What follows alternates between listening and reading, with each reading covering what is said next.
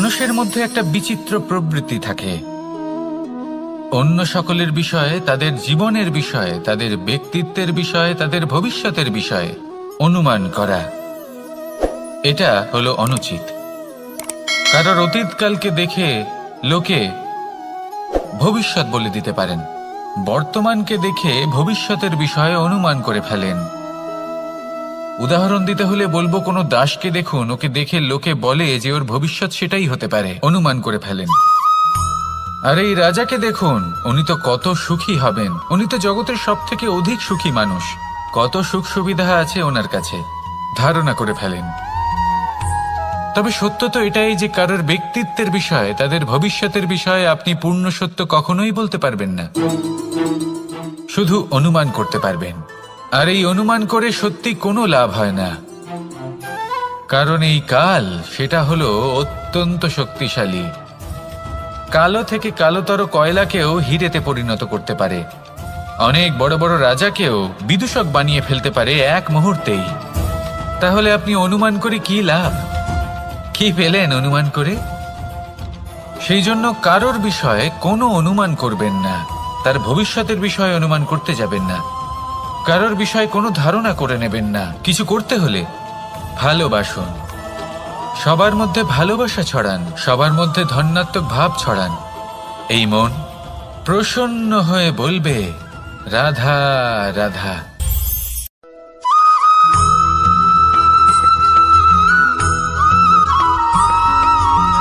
পঞ্চতত্ত্বের মধ্যে দ্বিতীয় তত্ত্ব হল ধরণী, ভূমি, যাকে আমরা ধরণী মাতা বলি। এই ধরণী ধৈর্য ধারণ করে, আর এর ওপরেই আমাদের সমগ্র সংসার নির্ভরশীল। কারণ এই ভূমি সহ্য ক্ষমতা রাখে, এর সহ্য ক্ষমতা হলো অপরিসীম। সন্তান যতই আঘাত প্রদান করুক না কেন, প্রেম পূর্বক সহ্য করে, আর তার বদলে অমূল্য রত্ন প্রদান করে। সন্তান যদি হাল চালায়, তাহলে তার বদলে তাকে অন্ন প্রদান করে। এটাই হলো ধরণী। এবার এর থেকে আমরা কি শিক্ষা পেতে পারি? এটাই যে কারোর জন্য কিছু করা বা কাউকে কিছু দেওয়া মনে কোনো কামনা ছাড়াই। আর এই কথাটা বুঝে যান, যদি কারোর জন্য কামনা না রেখে বা কোনো পাওয়ার আশা না রেখে কারোর জন্য কিছু করেন বা কারোকে কিছু দেন, যদি এটা আপনি শিখতে পারেন, তবে আপনি ভালোবাসতে শিখে গেছেন। আর সেই জন্যই এই ধরিত্রীকে মাতা বলা হয়। কারণ মাতা শুধু উনি নন যিনি গর্ভে সন্তানকে ধারণ করেন, মাতা তো উনিও যিনি জীবন বাঁচতে শেখান, যিনি জীবন বাঁচার উদাহরণ প্রদান করেন। তাহলে ধরণীর থেকে এই নিঃস্বার্থ ভাব শিখুন, নিঃস্বার্থ ভালোবাসা শিখুন, আর এই ভালোবাসার সাথেই বলুন, রাধা রাধা।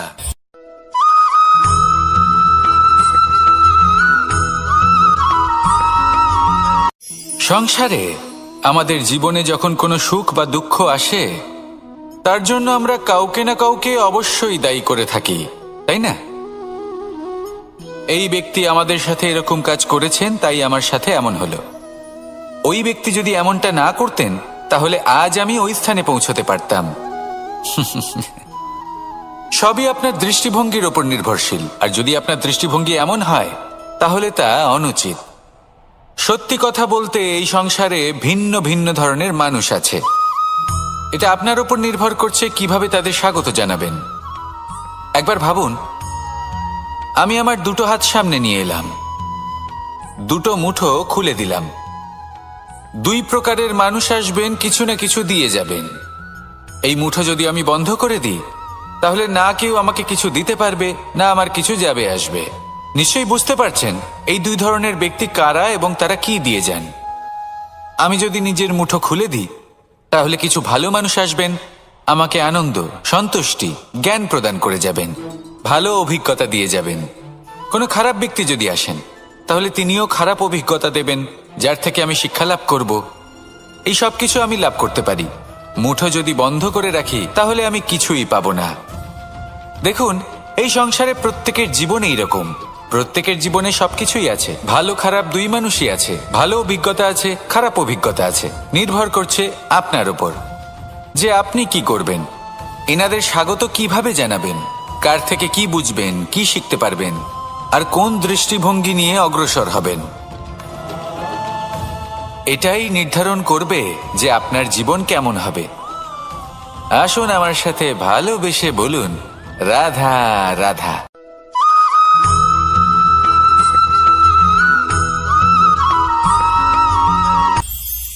এটা হলো ধান গাছ। এর থেকে যে চাল উৎপন্ন হয় তা মানুষ গ্রহণ করেন। আর এটা কি?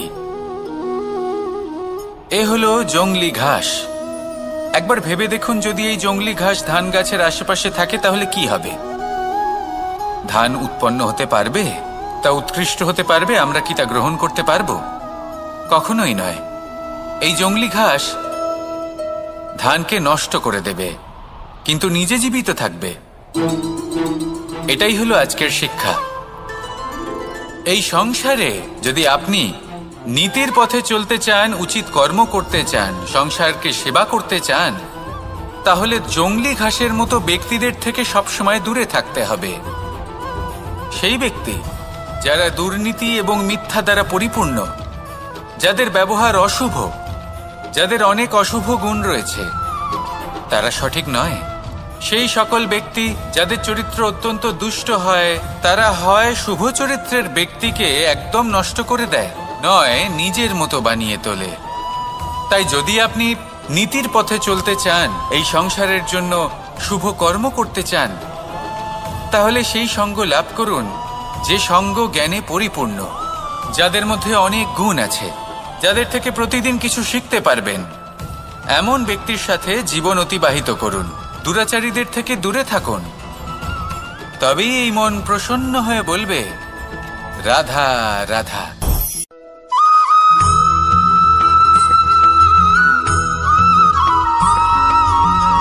মানুষের মানসিকতা এমন হয় যে সে যতটা করে আশা করে যে তার থেকে অনেক বেশি তার বদলে সে পাবে। দেখুন, সবকিছুই আপনার ভাবনা চিন্তার উপর নির্ভর করছে। আপনি যদি ফলের বিষয়ে ভেবে কর্ম করতে থাকেন তাহলে সেটা অনুচিত। জীবনের আসল আনন্দ হলো নিজের কর্ম করতে থাকা, ফলের চিন্তা করা উচিত নয়। যদি আপনি এরকম ভাবেন যে আমি এতটা করছি, আমার এতটা পাওয়া উচিত, সেই ভাবনা অনুচিত। যদি আপনি সেবার মানসিকতা নিয়ে কর্ম করতে থাকেন, কর্মচক্রে প্রবাহিত হন, যদি আপনি এমন ভাবনা রাখেন যে আমি এতটা পাচ্ছি তাই এর থেকে অনেক বেশি আমি কর্ম করব, তাহলে নিশ্চিতরূপে আপনি যতটা করছেন তার থেকে অনেক বেশি আপনি পাবেন। আপনার আশার থেকে অনেক বেশি আপনি পাবেন। শুধু জীবনে অনেক বেশি কাজ করতে থাকুন, ফলের চিন্তা করবেন না। আর মনে রাখবেন, এই ভাবনাই সব থেকে বড় বীজ। কর্মের উপর বিশ্বাস রাখুন। জীবনে যা যা আপনি চান সবই সুখময় হবে।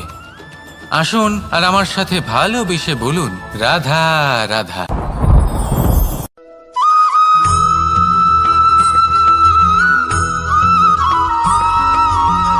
আপনি কখনো কোনো বাজকে নিজের বাসা বানাতে দেখেছেন?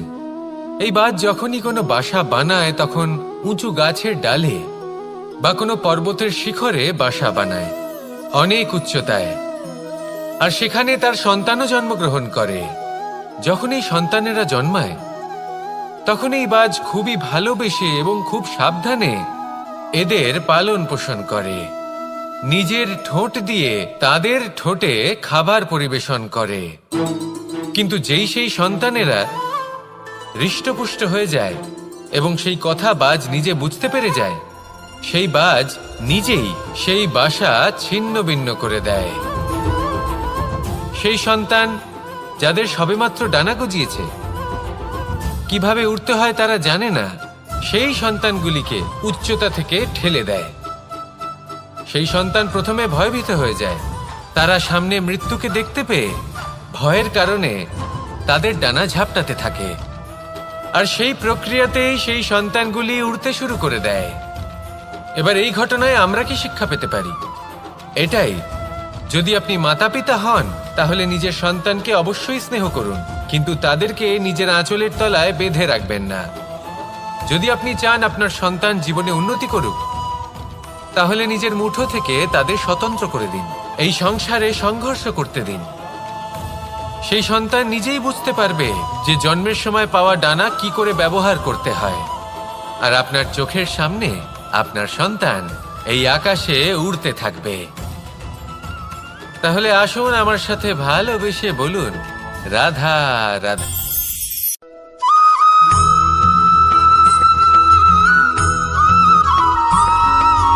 বসন্ত ঋতু, এই সময় মন আনন্দে ভরে থাকে। এমন মনে হয় যেন আমরা আকাশে বিচরণ করতে চলে যাই, কিন্তু সেটা তো সম্ভব নয়। সেই জন্য হয়তো আমরা ঘুড়ি ওড়াই, এই ঘুড়িকে নিজেদের প্রতিরূপ মনে করে। এবার অনেক মানুষ আছেন যারা ঘুড়ি ওড়ান, কিন্তু এই কর্মের সারমর্ম কি সেটা কজন বুঝতে পারেন? আপনি এটা মনে করুন যে আপনি হলেন সেই ঘুড়ি, আর এই সুতো যিনি ধরে রয়েছেন তিনি হলেন পরমাত্মা। আর এই সুতো যেখান থেকে শুরু হয় সেই লাটাই হলো আমাদের কর্মচক্র। এবার আপনি নিজেই অনুমান করুন যে এই উড়ান কার ওপর নির্ভরশীল? পরমাত্মার ওপর আর আপনার কর্মের ওপর। যদি পরমাত্মা আপনার হাত ধরে থাকেন, আপনার সাথে থাকেন, যদি আপনি শুভ কর্ম করতে থাকেন, আপনি এই আকাশে উড়তে থাকবেন। কিন্তু কোথাও কোথাও যদি পরমাত্মার সাথে এই বন্ধন ছিন্ন হয়, আপনার কর্মচক্র খারাপ হয়ে যায় বা থেমে যায়, তাহলে আপনার এই ঘুড়ি কেটে যাবে আর দূরে কোনো গাছের ডালে গিয়ে আটকে যাবে। তাই শুধুমাত্র ঘুড়ি ওড়াবেন না, তার থেকে শিখুন। পরমাত্মার সাহচর্যে থাকুন, সবসময় শুভ কর্ম করতে থাকুন আর সবসময় এই আকাশে উড়তে থাকুন। আসুন আর আমার সাথে ভালোবেসে বলুন, রাধা রাধা।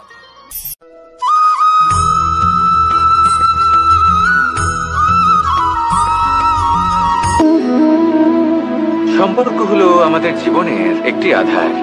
কিছু সম্পর্ক এমন যা আমরা জন্মসূত্রে লাভ করি, যেমন পরিবার, মা, বাবা। কিছু সম্পর্ক আছে যা আমরা জীবনে অর্জন করে থাকি, তা সে প্রেমের হোক, স্নেহের হোক বা বন্ধুত্বের। এই সকল সম্পর্ক লাভ করার বা গড়ে তোলার 5টি ধাপ রয়েছে। প্রথম ধাপ, কোনো ব্যক্তির সাথে আলাপ হওয়া, তার সাথে কথা বলা বা তাকে দেখা। দ্বিতীয় ধাপ, সে ব্যক্তিকে আমাদের ভালো লাগা। তৃতীয় ধাপ,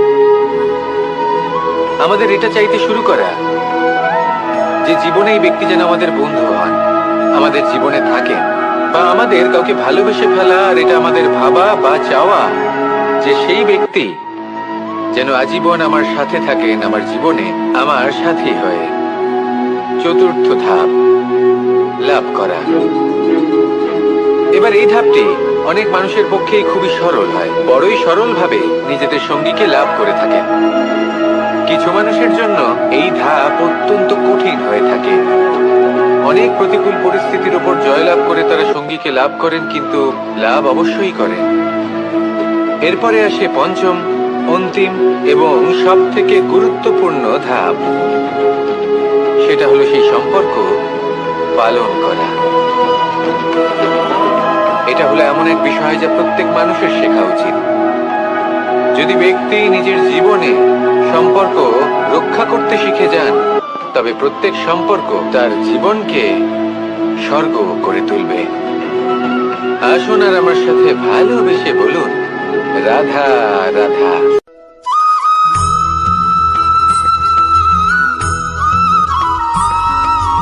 জীবনে যখন কোনো ব্যক্তি নিজের লক্ষ্য প্রাপ্তির জন্য নিরন্তর পরিশ্রম করতে থাকেন, চেষ্টা করতে থাকেন, তখন তিনি কষ্ট অনুভব করেন। কখনো শারীরিক কষ্ট, কখনো মানসিক কষ্ট। এবার উনি এটা ভাবতে থাকেন যে আমি কি উচিত করছি নাকি অনুচিত করছি। কারণ অন্যদিকে এমন একজন ব্যক্তিও আছেন যিনি একদমই পরিশ্রম চেষ্টা করছেন না। তিনি মদিরা পান করেন, বিলাসিতায় জীবন কাটান, অলস প্রকৃতির হয়ে ওঠেন, নিদ্রাতে বিলীন হয়ে থাকেন আর ভাবেন যে তিনি সুখ লাভ করছেন। কিন্তু এরকম কেন হয়? কারণ যখন আমরা সৎ পথে থাকি, উচিত পথে চলি, লক্ষ্য প্রাপ্ত করার জন্য চেষ্টা করতে থাকি, তখন আমাদের ভেতরে থাকা নেতিবাচক শক্তি এবং পাপ এই দেহকে ত্যাগ করে দেয়। আর এই অনুভূতিটাই আমাদের দুঃখের অনুভূতি দেয়, কষ্ট দেয়। এবার সেখানে যদি আমরা কুপথে চলি, অনুচিত পথে চলতে থাকি, তাহলে আমাদের ভেতরে থাকা পুণ্য এবং ধনাত্মক শক্তি আমাদের দেহ ত্যাগ করে দেয়। আর এই অনুভূতির কারণেই আমরা সুখ অনুভব করি। কিন্তু কখনো ভাববেন যে এই সুখ বেশি সময় পর্যন্ত থাকে না। সেই জন্য সবসময় মনে রাখবেন, যদি আপনি জানেন যে এটাই আপনার লক্ষ্য, এটাই উচিত পথ, শুভ পথ, তাতে নিরন্তরভাবে এগিয়ে যেতে চেষ্টা করতে থাকুন। এই কষ্ট আপনাকে সুখের পরাকাষ্ঠায় কখন পৌঁছে দেবে তা আপনি জানতেই পারবেন না। আসুন আমার সাথে ভালোবেসে বলুন, রাধা রাধা।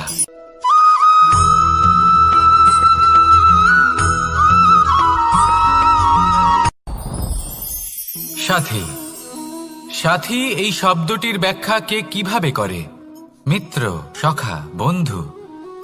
কিন্তু অর্থ একটাই, তিনি যিনি আপনার সঙ্গী হন আর তিনি যার সাথী আপনি হন। এবার সব থেকে বড় প্রশ্ন হলো এটাই যে তিনি কে হতে পারেন যাকে আপনি আপনার সাথী বলে মেনে নিতে পারেন, নিজের সখা, নিজের মিত্র, নিজের বন্ধু মেনে নিতে পারেন। আপনার সাথী হলেন তিনি যিনি দুঃখের সময় আপনার পাশে থাকবেন, আপনার হাত ধরে থাকবেন। আপনার সাথী হলেন তিনি যার হাত আপনি নিজের সুখের দিনে ধরে থাকবেন।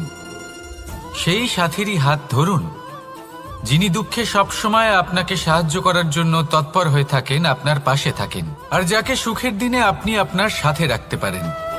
আর যখন আপনার সাথে আপনার এই সাথী থাকবে, তখন আপনি এটা বুঝবেন যে যখন জীবনে দুঃখ আসে, তখন এই দুঃখ কমে যায়, সবার মধ্যে ভাগ হয়ে যায়। আর যদি তখন সুখ আসে, তাহলে সেটা সবার উপস্থিতিতে আরো বেড়ে যায়। এটাই হলো প্রেম, এটাই হলো ভালোবাসা, এটাই হলো সঙ্গ। যেমন সম্পর্ক আমার আর রাধার মাঝে। তাহলে আসুন আর আমার সাথে ভালোবেসে বলুন, রাধা রাধা।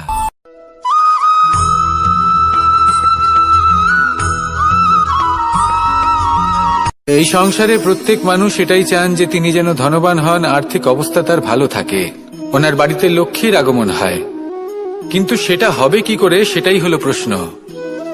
কেউ বলেন যে যদি পরিশ্রম করো তাহলে ধন অর্জন সম্ভব, কেউ বলেন যে যদি বিদ্যা লাভ হয় তবেই ধন অর্জন সম্ভব, কেউ বলেন যে যদি বলশালী হও তবেই সম্পন্ন থাকবে। ভালো কথা, যদি তাই হয়ে থাকে, তবে দিনমজুর সারা দিন পরিশ্রম করেন, তিনি কেন ধনী হন না? অনেকজন বিদ্বান মানুষ আছেন এই সংসারে, তারা কেন ধনবান হন না? অনেক সংখ্যক বলশালী ব্যক্তি আছেন, তাদের কাছে ধন নেই কেন? তাদের কেন ধনের অভাব হয়? আবার এমনও কিছু মানুষ আছেন যারা পরিশ্রম করেন, তারা দিনমজুর, কিন্তু তারা ধন অর্জন করতে পারেন। কিছু বিদ্বান ব্যক্তি আছেন যাদের কাছে অধিক মাত্রায় ধন রয়েছে, কয়েকজন বলশালী ব্যক্তি রয়েছেন যাদের কাছে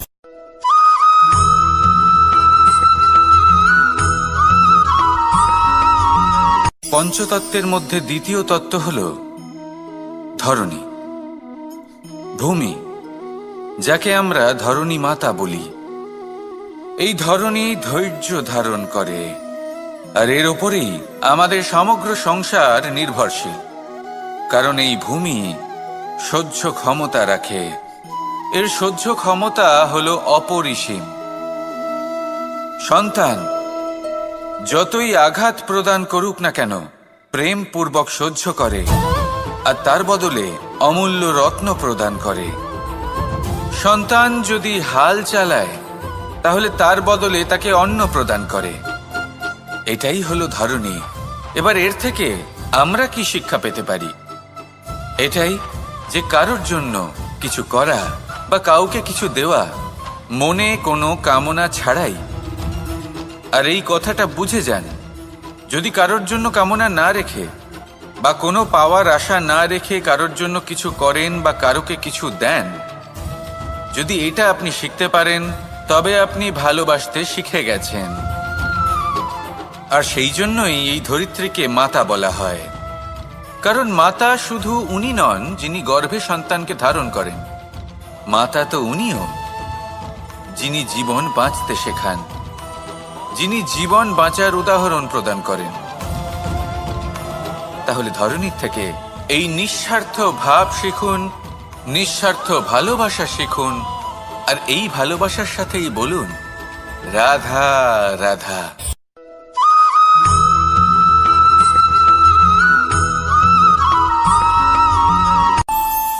আমাদের মনে যখন কোনো প্রশ্ন ওঠে, কোনো দ্বন্দ্ব জাগে, তখন আমরা যাই আমাদের গুরুর কাছে, আমাদের আরাধ্যের কাছে গিয়ে জিজ্ঞেস করি।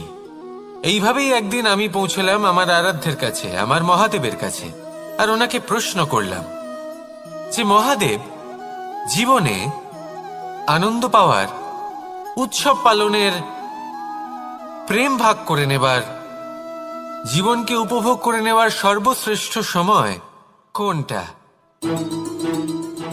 মহাদেব হাসলেন আর উনি বললেন, জীবনে উৎসব পালনের সবথেকে শ্রেষ্ঠ দিন হল মৃত্যুর ঠিক আগের দিনটা। প্রেম ভাগ করে নেওয়ার সবথেকে শ্রেষ্ঠ মুহূর্ত হল মৃত্যুর ঠিক আগের মুহূর্ত।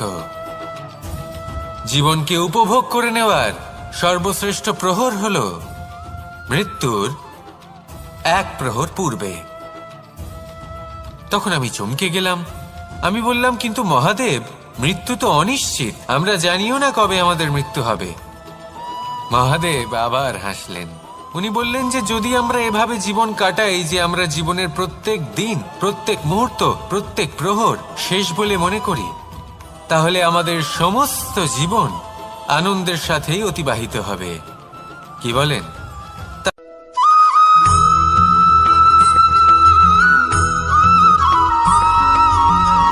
সংসারে আমাদের জীবনে যখন কোনো সুখ বা দুঃখ আসে, তার জন্য আমরা কাউকে না কাউকে অবশ্যই দায়ী করে থাকি, তাই না? এই ব্যক্তি আমাদের সাথে এরকম কাজ করেছেন, তাই আমার সাথে এমন হলো। ওই ব্যক্তি যদি এমনটা না করতেন, তাহলে আজ আমি ওই স্থানে পৌঁছতে পারতাম। সবই আপনার দৃষ্টিভঙ্গির ওপর নির্ভরশীল, আর যদি আপনার দৃষ্টিভঙ্গি এমন হয়, তাহলে তা অনুচিত। সত্যি কথা বলতে, এই সংসারে ভিন্ন ভিন্ন ধরনের মানুষ আছে। এটা আপনার উপর নির্ভর করছে কিভাবে তাদের স্বাগত জানাবেন। একবার ভাবুন, আমি আমার দুটো হাত সামনে নিয়ে এলাম, দুটো মুঠো খুলে দিলাম। দুই প্রকারের মানুষ আসবেন, কিছু না কিছু দিয়ে যাবেন। এই মুঠো যদি আমি বন্ধ করে দিই, তাহলে না কেউ আমাকে কিছু দিতে পারবে, না আমার কিছু যাবে আসবে। নিশ্চয়ই বুঝতে পারছেন এই দুই ধরনের ব্যক্তি কারা এবং তারা কি দিয়ে যান। আমি যদি নিজের মুঠো খুলে দিই, তাহলে কিছু ভালো মানুষ আসবেন, আমাকে আনন্দ, সন্তুষ্টি, জ্ঞান প্রদান করে যাবেন, ভালো অভিজ্ঞতা দিয়ে যাবেন।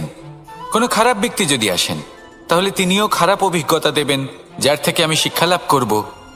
এই সব কিছু আমি লাভ করতে পারি। মুঠো যদি বন্ধ করে রাখি, তাহলে আমি কিছুই পাবো না। দেখুন, এই সংসারে প্রত্যেকের জীবনে এইরকম। প্রত্যেকের জীবনে সবকিছুই আছে, ভালো খারাপ দুই মানুষই আছে, ভালো অভিজ্ঞতা আছে, খারাপ অভিজ্ঞতা আছে। নির্ভর করছে আপনার উপর যে আপনি কি করবেন, এনাদের স্বাগত কিভাবে জানাবেন, কার থেকে কি বুঝবেন, কি শিখতে পারবেন, আর কোন দৃষ্টিভঙ্গি নিয়ে অগ্রসর হবেন। এটাই নির্ধারণ করবে যে আপনার জীবন কেমন হবে। আসুন আমার সাথে ভালোবেসে বলুন রাধা রাধা।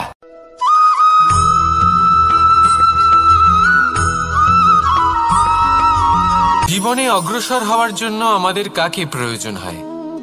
মাতা পিতা, বন্ধু, প্রেম, সাহায্য, অর্থ, পরিশ্রম, আশা। ভিন্ন ভিন্ন মানুষ ভিন্ন ভিন্ন বিকল্প চয়ন করে। যদি আমি আপনাকে বলি, তাহলে জয় আর পরাজয়ের মন্ত্র দুটো শব্দের উপর নির্ভর করে, মেনে নেওয়া আর দৃঢ় হওয়া। যদি মেনে নেন, তাহলে হেরে যাবেন। যদি দৃঢ় হন, তাহলে নিশ্চিত রূপে জয়ী হবেন। যদি কখনো আপনি ক্লান্ত হয়ে ওঠেন, আপনি দুঃখী হন, পুরোপুরি ভেঙে পড়েছেন, তখন মেনে নেবেন না যে আপনি ভেঙে পড়েছেন, নয়তো হেরে যাবেন। তখন উল্টে স্থির করবেন যে যাই হয়ে যাক না কেন, আমি জয়ী হবই। আর আপনি দেখবেন যে জয় নিশ্চিত রূপে আপনার কাছেই আসবে। তাহলে এই কথা মনে রাখবেন আর আমার সাথে ভালোবেসে বলবেন, রাধা রাধা।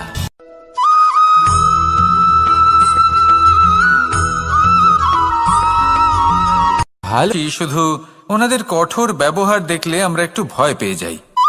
এবার ওনাদের এই কঠোর ব্যবহার আমাদের ভালো না লাগলেও অত্যন্ত আবশ্যক, কারণ মাতার থেকে আমরা যে শক্তি লাভ করি তা যেন নিয়ন্ত্রণ হারিয়ে বিধ্বংসী না হয়ে ওঠে। আমরা যেন কোনো কুপথে না চলে যাই, আমরা কখনো যেন দোষ না করে ফেলি। শুধু সেই জন্য পিতা এবং গুরু একটু কঠোর হয়ে ওঠেন, এবং ওনাদের এই কঠোর আচরণ ভবিষ্যতে গিয়ে আমরা অবশ্যই বুঝতে পারি। জীবনে কিছু বছর আমরা এগিয়ে যাই আর তারপর আমরা বুঝতে পারি যে বাবা এবং গুরু আমাদের যথেষ্ট ভালোবাসতেন, কিন্তু ওনাদের ভালোবাসার বহিঃপ্রকাশ আলাদা। প্রয়োজনীয় হলো এটা দেখার, এটা বোঝার যে শুরু থেকে আমাদের প্রতি ওনাদের আচরণ কেমন ছিল। ওনাদের কঠোর হওয়ার পেছনে ওনাদের ভালোবাসাটা বোঝার চেষ্টা করুন, ওনাদের চিন্তাটা বোঝার চেষ্টা করুন, ওনাদের পথপ্রদর্শনের আড়ালে আপনার ভবিষ্যতের জন্য যে পরিকল্পনা ওনারা করেছেন সেটা বোঝার চেষ্টা করুন। তখন আপনারা বুঝতে পারবেন ওনাদের ভালোবাসাকে। আপনার মনের মধ্যে আপনা থেকেই ওনাদের প্রতি সম্মান জেগে উঠবে। নিজের পিতা এবং নিজের গুরু এই দুজনের প্রতি কৃতজ্ঞতা প্রকাশ করুন আর আমার সাথে ভালোবেসে বলুন, রাধা রাধা।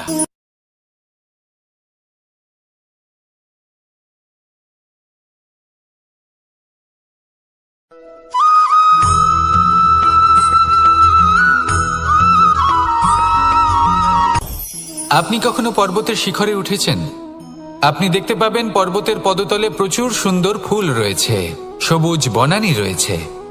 যত আপনি ওপরে উঠতে থাকবেন তত ফুল কমতে থাকবে, সবুজ বনানী কমতে থাকবে। আরো কিছুটা ওপরে উঠলে কাঁটা জাতীয় গাছ দেখতে পাবেন, শুকনো গাছ দেখতে পাবেন। আরো যদি ওপরে ওঠেন তাহলে পাষাণ দেখতে পাবেন। আরো ওপরে উঠলে হিমখণ্ড দেখতে পাবেন। এই যে পর্বত, তা মনুষ্য জীবনের সবথেকে উত্তম উদাহরণ। মানুষ যখন সাফল্যের শিখরে পৌঁছতে চান, মহানুভবতার শিখরে পৌঁছতে চান, পথে যত আস্তে আস্তে উপরে উঠতে থাকেন ততই ভৌতিক বস্তু তার থেকে বিচ্ছিন্ন হতে থাকে। যদি তিনি সেই ভৌতিক বস্তুগুলি ত্যাগ না করতে পারেন তাহলে কখনোই সেই স্থানে পৌঁছতে পারবেন না। আর মানুষ যদি উচিত ত্যাগ করতে পারেন, পথে অগ্রসর হতে থাকেন, এগোতে থাকেন, তাহলে একদিন না একদিন তিনি মহানুভবতার, জ্ঞানের, সাফল্যের হিমের স্বাদ অবশ্যই লাভ করবেন। মনে রাখবেন, মানব জীবনে ত্যাগ হলো অত্যন্ত গুরুত্বপূর্ণ অংশ। আসুন আমার সাথে ভালোবেসে বলুন, রাধা রাধা।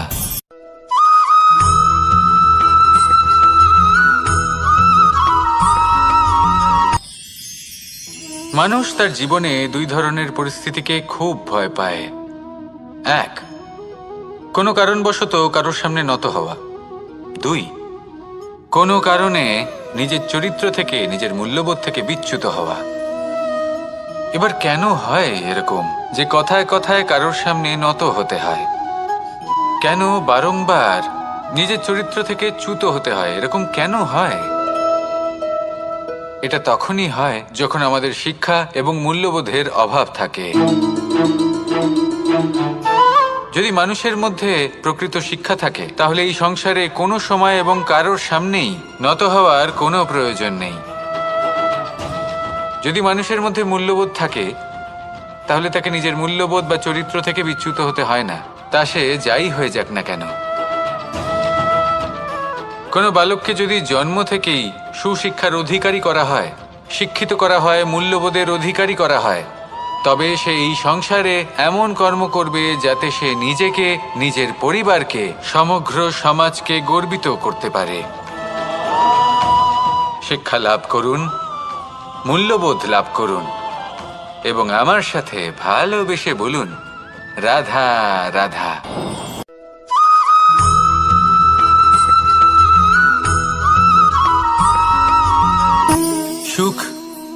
দুঃখ এবং শক্তি।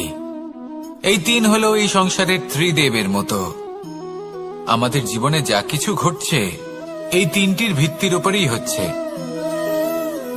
আসলে এই সংসারের একটা নিয়ম আছে, যখনই আপনি কিছু লাভ করেন এই সংসার আপনার পরীক্ষা নেয়।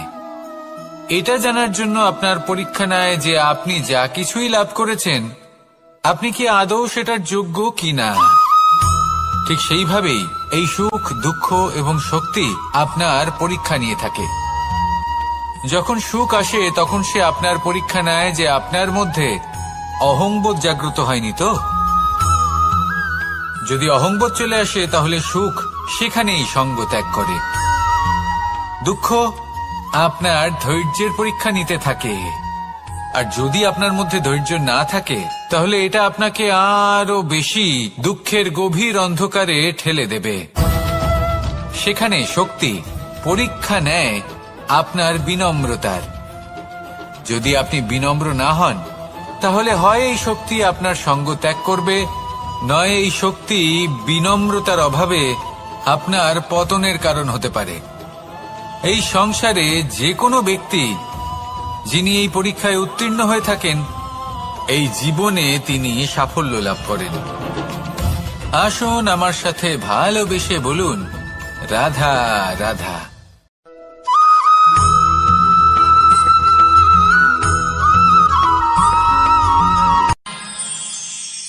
আমরা সবাই সূর্যকে সম্মান কেন করি? কারণ আমরা জানি যে সন্ধেবেলা যখন সূর্যাস্ত হবে তখন শুধুমাত্র অন্ধকার বাকি থাকবে। ঠিক কিছুটা এরকমই হয় আমাদের মাতা পিতাও, যিনি আমাদের জন্ম দেন, আমাদের ভরণ পোষণ করেন, আমাদের বড় করেন, আমাদের প্রেম প্রদান করেন। কখনো কখনো তাদের মুখ থেকে কটু কথা নিঃসৃত হয়, আমাদের দুঃখ হয়, কিন্তু তখন আমাদের এটা বোঝা উচিত এগুলি নিঃসৃত হচ্ছে আমাদেরই মঙ্গলের জন্য।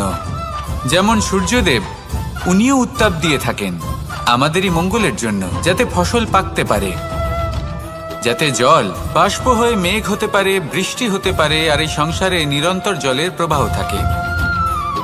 আমাদের মাতা পিতা, তাদের কঠোর আচরণ, তাদের কঠোর অনুশাসনের পেছনে লুকিয়ে থাকে ওনাদের ভালোবাসা। আমাদের তা বুঝতে হবে, সসম্মানে ওনাদের গ্রহণ করতে হবে। কারণ ঠিক সূর্যাস্তের পরে যেমন চতুর্দিক অন্ধকারচ্ছন্ন হয়ে যায়, তেমনি আমাদের জীবন থেকে যখন আমাদের মাতা পিতা চলে যায় তখন আমাদের জীবনেও শুধু এবং শুধুমাত্র অন্ধকারই ছেয়ে থাকে। সেই জন্য নিজের মাতা পিতাকে সম্মান করুন, ওনাদের ভালোবাসা প্রদান করুন। এই মন আর এই জীবন প্রসন্ন হয়ে বলবে, রাধা রাধা।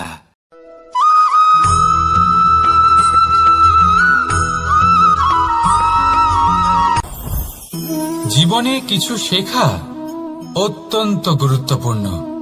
এবার কি কি শিখতে হবে সেই সব শেখানোর জন্য অনেক শিক্ষক রয়েছেন, কিন্তু কি শিখবেন না আর কি করবেন না এটা আমাদের নিজের অভিজ্ঞতা দিয়ে শিখতে হয়। কিন্তু তার মানে এটা নয় যে যদি আপনাকে শিখতে হয় যে আগুনের তাপ কতটা, আপনাকে আগুনের মধ্যে হাত দিতে হবে। না, অন্য কারোর অভিজ্ঞতা দ্বারাও শিখতে পারেন। প্রশ্ন শুধুমাত্র একটাই যে আপনি কি শিখতে চান নাকি চান না। যদি আপনি এটাই ভাবেন যে আমি শুধুই নিজের অভিজ্ঞতা দ্বারাই শিখতে চাই, তাহলে জীবনকাল ছোট মনে হবে, অনেক কিছুই শিখতে পারবেন না। তাই নিজের সাথে সাথে বড়দের অভিজ্ঞতা দ্বারাও শেখা শুরু করে দিন। এই সংসারের অভিজ্ঞতা দ্বারা শিখতে শুরু করে দিন। আর এটা নিশ্চিত রূপে শেখা আবশ্যক যে কখন কি করবেন না, কোথায় থামতে হবে আর কোথায় থামবেন না। তাহলে আসুন আর আমার সাথে ভালোবেসে বলুন, রাধা রাধা।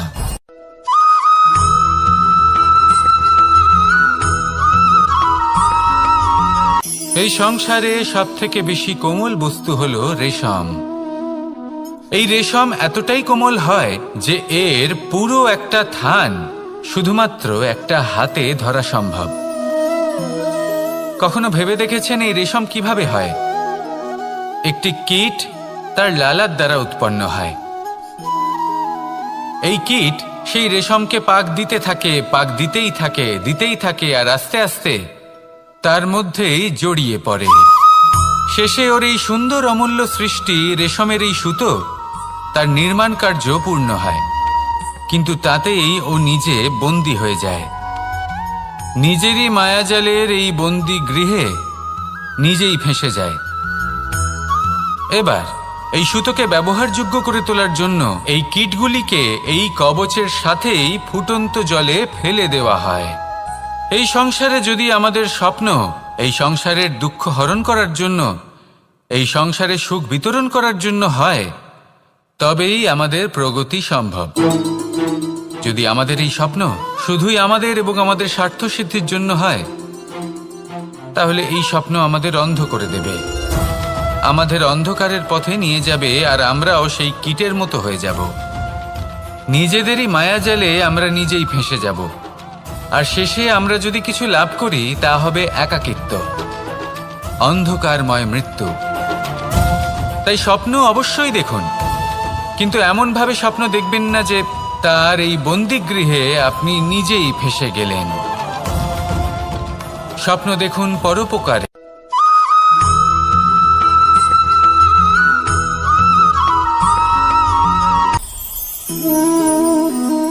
শক্তি এক অত্যন্ত বিচিত্র বস্তু, বা বলতে পারেন অনুভূতি।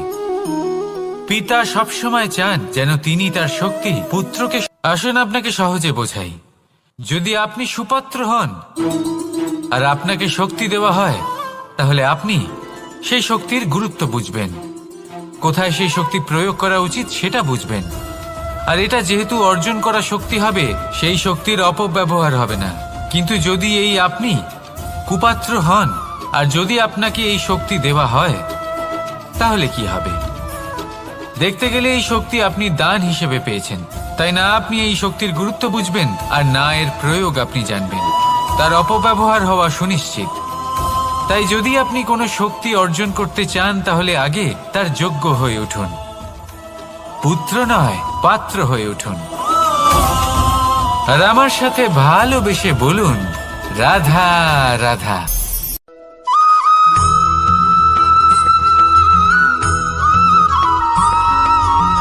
এই সংসারে প্রত্যেক মানুষ এটাই চান যে তিনি যেন ধনবান হন, আর্থিক অবস্থা তার ভালো থাকে, ওনার বাড়িতে লক্ষ্মীর আগমন হয়। কিন্তু সেটা হবে কি করে, সেটাই হলো প্রশ্ন।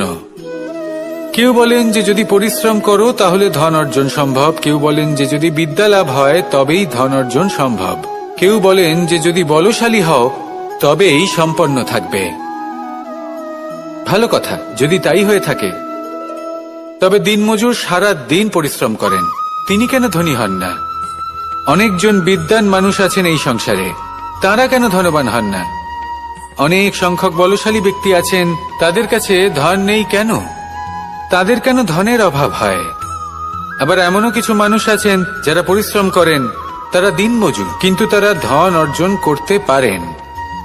কিছু বিদ্বান ব্যক্তি আছেন যাদের কাছে অধিক মাত্রায় ধন রয়েছে, কয়েকজন বলশালী ব্যক্তি রয়েছেন যাদের কাছে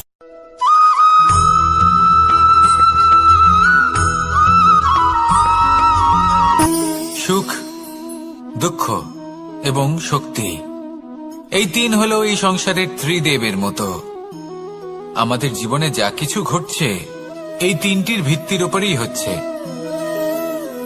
আসলে এই সংসারের একটা নিয়ম আছে, যখনই আপনি কিছু লাভ করেন, এই সংসার আপনার পরীক্ষা নেয়। এটা জানার জন্য আপনার পরীক্ষা নেয় যে আপনি যা কিছুই লাভ করেছেন, আপনি কি আদৌ সেটার যোগ্য কিনা। ঠিক সেইভাবেই এই সুখ, দুঃখ এবং শক্তি আপনার পরীক্ষা নিয়ে থাকে। যখন সুখ আসে তখন সে আপনার পরীক্ষা নেয় যে আপনার মধ্যে অহংবোধ জাগ্রত হয়নি তো। যদি অহংবোধ চলে আসে তাহলে সুখ সেখানেই সঙ্গ ত্যাগ করে। দুঃখ আপনার ধৈর্যের পরীক্ষা নিতে থাকে, আর যদি আপনার মধ্যে ধৈর্য না থাকে তাহলে এটা আপনাকে আরো বেশি দুঃখের গভীর অন্ধকারে ঠেলে দেবে। সেখানে শক্তি পরীক্ষা নেয় আপনার বিনম্রতার। যদি আপনি বিনম্র না হন, তাহলে হয় এই শক্তি আপনার সঙ্গ ত্যাগ করবে, নয় এই শক্তি বিনম্রতার অভাবে আপনার পতনের কারণ হতে পারে। এই সংসারে যে কোনো ব্যক্তি যিনি এই পরীক্ষায় উত্তীর্ণ হয়ে থাকেন, এই জীবনে তিনি সাফল্য লাভ করেন। আসুন আমার সাথে ভালোবেসে বলুন, রাধা রাধা।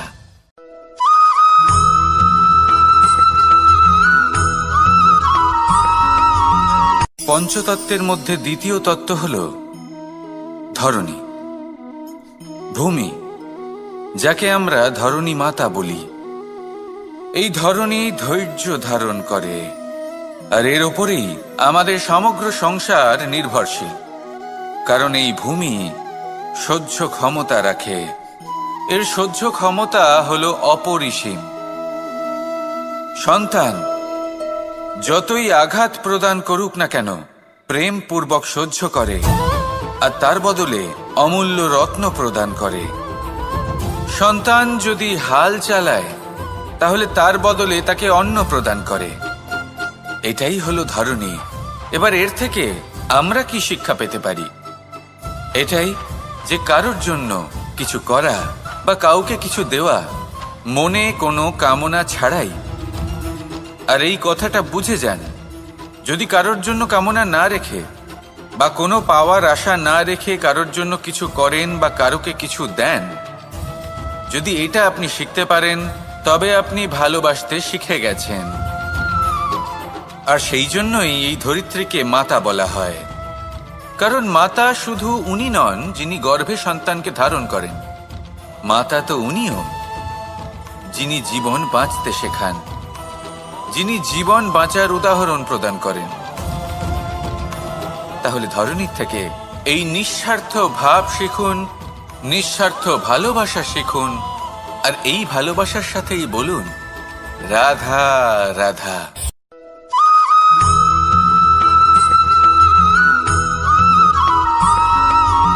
মানুষ জন্মগ্রহণ করে, তার সাথে ভয়েরও জন্ম হয়। ছোটবেলা থেকেই আমাদের মনে কোনো না কোনো প্রকারের ভয় থেকেই যায়। কেউ এই বিষয়ে ভয় পায় যে তার কোনো বস্তু তার থেকে দূরে চলে যাবে, কেউ এই বিষয়ে ভয় পায় যে আমি নিজেকে হারিয়ে ফেলব, কেউ এই ভেবে ভয় পায় যে আমার প্রিয়জনেরা তারা যেন আমার থেকে দূরে না চলে যায়, কেউ এই ভেবে ভয় পায় যে আমরা যেন পথ না হারিয়ে ফেলি, আদি ইত্যাদি। কিন্তু সত্যি কথা বলতে, ভেবে দেখুন এই ভয় বাস্তবে কি? শুধুই একটা মনস্থিতি, আর কিছুই নয়।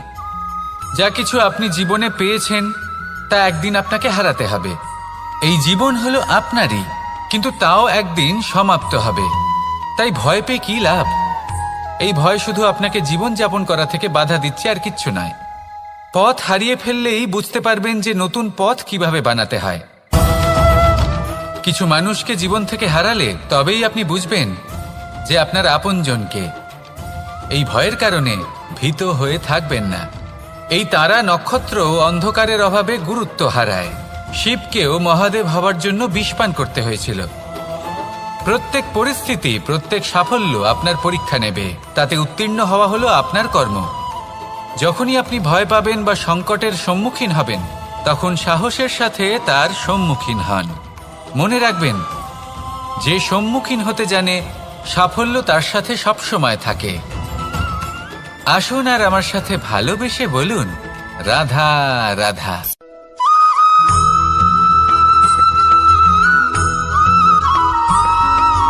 জীবনে অগ্রসর হওয়ার জন্য আমাদের কাকে প্রয়োজন হয়? মাতা পিতা, বন্ধু, প্রেম, সাহায্য, অর্থ, পরিশ্রম, আশা। ভিন্ন ভিন্ন মানুষ ভিন্ন ভিন্ন বিকল্প চয়ন করে। যদি আমি আপনাকে বলি, তাহলে জয় আর পরাজয়ের মন্ত্র দুটো শব্দের উপর নির্ভর করে, মেনে নেওয়া আর দৃঢ় হওয়া। যদি মেনে নেন তাহলে হেরে যাবেন, যদি দৃঢ় হন তাহলে নিশ্চিত রূপে জয়ী হবেন। যদি কখনো আপনি ক্লান্ত হয়ে ওঠেন, আপনি দুঃখী হন, পুরোপুরি ভেঙে পড়েছেন, তখন মেনে নেবেন না যে আপনি ভেঙে পড়েছেন, নয়তো হেরে যাবেন। তখন উল্টে স্থির করবেন যে যাই হয়ে যাক না কেন, আমি জয়ী হবই। আর আপনি দেখবেন যে জয় নিশ্চিত রূপে আপনার কাছেই আসবে। তাহলে এই কথা মনে রাখবেন আর আমার সাথে ভালোবেসে বলবেন, রাধা রাধা।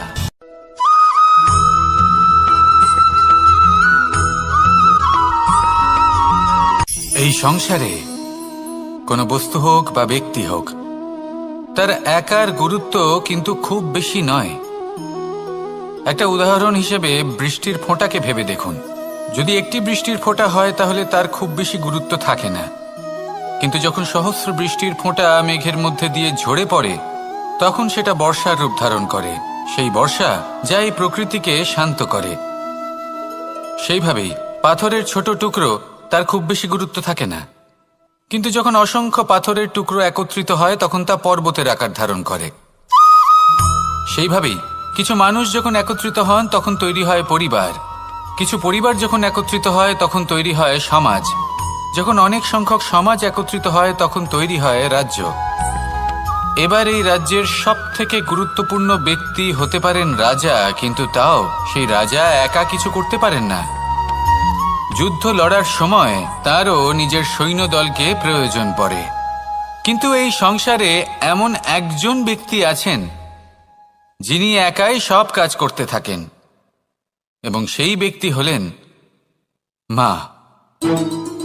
আমাদের জীবনে একজন পিতার ভূমিকা কিন্তু নিঃসন্দেহে অমূল্য, কিন্তু আমাদের সকলের জীবনে যে ভূমিকা একজন মায়ের তা অন্য কারোর থাকে না। একজন মা একাই সন্তানকে বড় করতে পারেন, সংস্কারী করে তুলতে পারেন, তার জন্য পরিশ্রম করেন।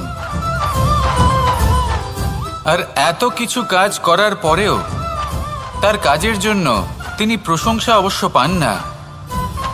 উল্টে যদি সেই সন্তান অনুচিত পথে চালিত হয়, অনুচিত কর্ম করে, তখন সেই মাকেই অপবাদের পাত্র হয়ে উঠতে হয়।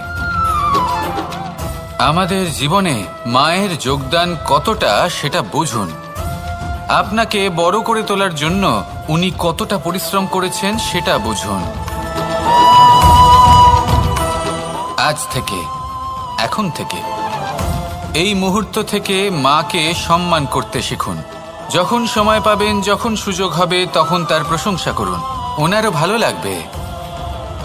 আর মায়ের এই মমতার জন্য, তার এই ভূমিকার জন্য আসুন সবাই মিলে আমরা তাকে প্রণাম করি, আর সকলে মিলে ভালোবেসে বলি, রাধা রাধা।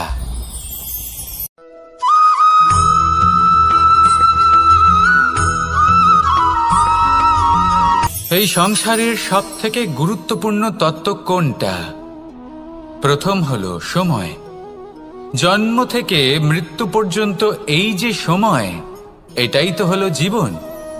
দ্বিতীয় হলো জীবন, যাতে আমরা সময়ের সদ্ব্যবহার করি, শ্রেষ্ঠ থেকে শ্রেষ্ঠতর কাজ করার চেষ্টা করি।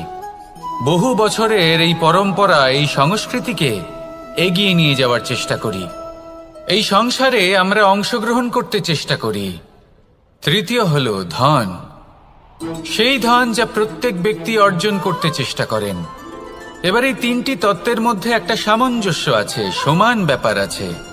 সে ধনই হোক বা সময় হোক বা হোক জীবন। আর সেই সমান ব্যাপার হলো যে যদি আপনি এটা গণনা করতে থাকেন তাহলে তা কমতে থাকে, যদি আপনি এটা ব্যবহার করেন তাহলে তা বাড়তে থাকে। একে সংগঠিত করে রাখতে চেষ্টা করলে এ হাত থেকে ফসকে যায়, কিন্তু যদি আপনি একে সামলে রাখতে শিখে যান তাহলে এমন কাজ করবেন যাতে সংসারের সাথে সাথে পরবর্তী প্রজন্ম লাভবান হবে। যদি কিছু শিখতে চান তাহলে সামলাতে শিখুন, গণনা করা বা সংগঠিত করা নয়। আসুন আর আমার সাথে ভালোবেসে বলুন, রাধা রাধা।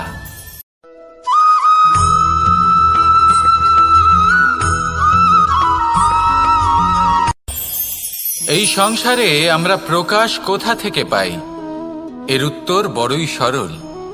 ভোরে যখন সূর্যোদয় হয় তখন প্রকাশের কিরণ আমাদের ঘরে এসে পৌঁছয়। এইভাবেই আমরা প্রকাশ লাভ করি। এবার এই প্রকাশের আলোতেই আমরা সারাদিনের কাজ সম্পন্ন করি। সন্ধে হয়ে যায়, সূর্যাস্তও হয়ে যায়। আর আমাদের ঘর যাতে অন্ধকার না হয় তার জন্য আমরা একটা প্রদীপ প্রজ্বলিত করি।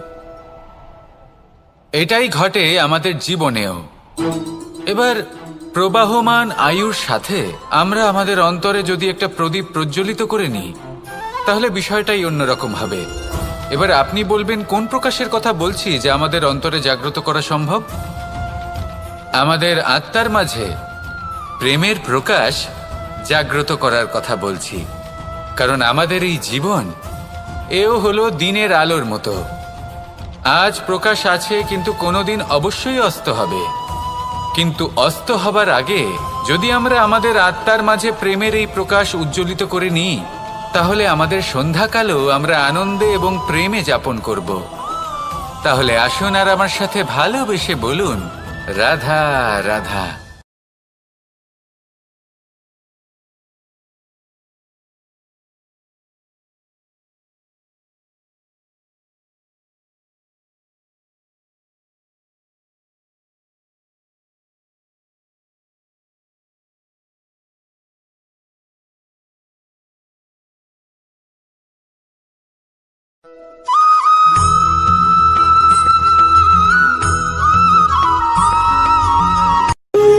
যখন মানুষের মৃত্যু হয় তখন কি হয়? অনেক সংখ্যক মানুষ শোক পালন করতে চলে আসেন। যে ব্যক্তি মৃত্যু লাভ করেছেন তার অনেক বস্তু থাকে যেগুলো তার প্রিয়, যেগুলো তিনি ব্যবহার করেছেন।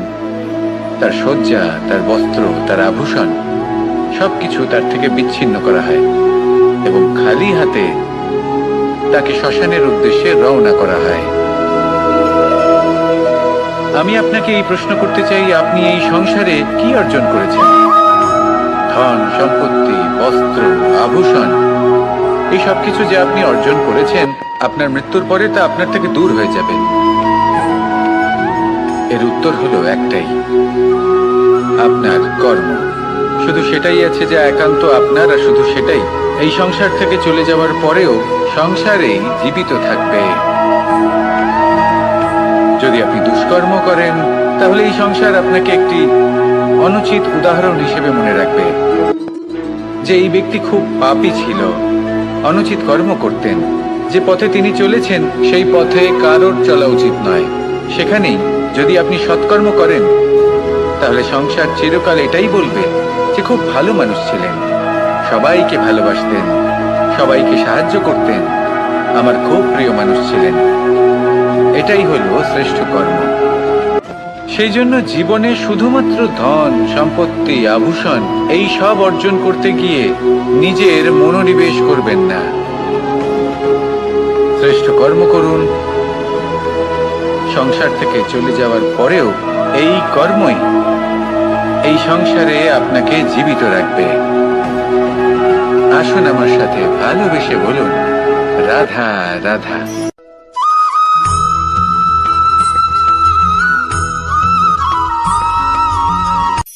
এই সংসারে সাফল্য লাভ করার জন্য জ্ঞানের প্রয়োজন হয়, পরিশ্রমের প্রয়োজন হয়, দৃঢ় নিষ্ঠার প্রয়োজন হয়, নিরন্তর চেষ্টা করা প্রয়োজনীয়। কিন্তু আরো কিছু আছে যা অত্যন্ত প্রয়োজনীয় এবং গুরুত্বপূর্ণ। তা হলো ভালো বন্ধু। তাদের থাকা অত্যন্ত প্রয়োজনীয়। যদি ভালো বন্ধু থাকে, তাহলে সময় এলে তারা ঢাল হয়ে আপনাকে সুরক্ষা করবেন। সময় এলে অস্ত্রের মতো শত্রুকে সংহারও করবেন। যদি তিনি জ্ঞানী হন, তাদের মধ্যে সদ্গুণ থাকে, তাহলে এই সব গুণ আপনার মধ্যেও প্রবেশ করবে। তাহলে সাফল্যের জন্য ভালো বন্ধু পাওয়া অত্যন্ত প্রয়োজনীয়। কিন্তু শুধু বন্ধু কেন, ভালো শত্রুও থাকা প্রয়োজনীয়। এবার আপনি ভাববেন, আমি কি বললাম? যদি আপনার জীবনেও ভালো অর্থাৎ শক্তিশালী শত্রু থাকে, তাহলে আপনিও শক্তিশালী হতে থাকবেন। এই শত্রু আপনাকে প্রেরিত করবে আরো বেশি শক্তিশালী হয়ে ওঠার। কখনো কোনো হরিণকে দেখুন, তীব্র গতিতে দৌড়তে থাকে। কেন তীব্র গতিতে দৌড়য়? এই কারণে নয় যে কোথাও তার জন্য মধুর ঘাস অপেক্ষা করে রয়েছে, না। সে এই কারণে তীব্র গতিতে দৌড়োয় কারণ সেটা না করলে তার পেছনে একটি সিংহ আছে যে ওকে নিজের ভোজন করে ফেলবে। তাই জীবনে বিপদ, সংকট এই সব কিছুও হলো অত্যন্ত গুরুত্বপূর্ণ। তার সম্মুখীন হতে শিখুন আর আমার সাথে ভালোবেসে বলুন, রাধা রাধা।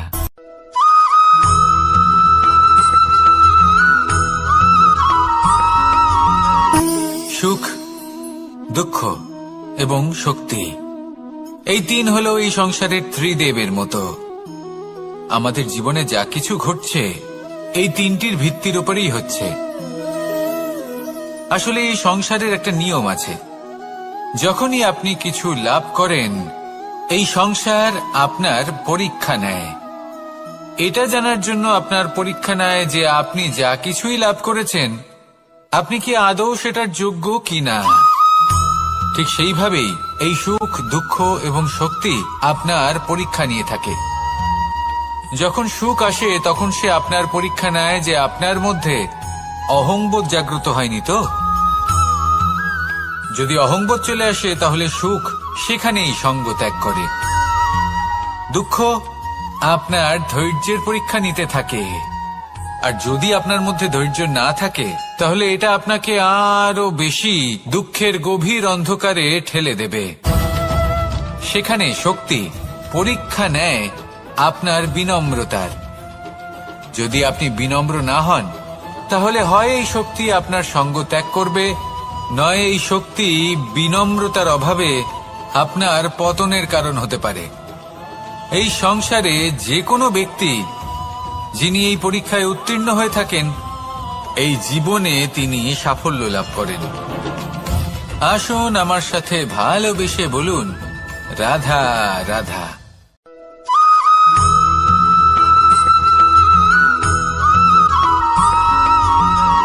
পুরুষার্থ। শাস্ত্রে 4 ধরনের পুরুষার্থের কথা বলা হয়েছে। প্রথম হলো ধর্ম।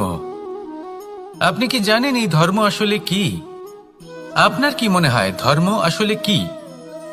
কোনো বিশেষ ঈশ্বরকে মানাই কি ধর্ম বলা হয়? নাকি কোনো বিশেষ রীতি পালন করাই হলো ধর্ম? নাকি কোনো বিশেষ সাহিত্যকে সর্বশ্রেষ্ঠ মনে করাই হলো ধর্ম?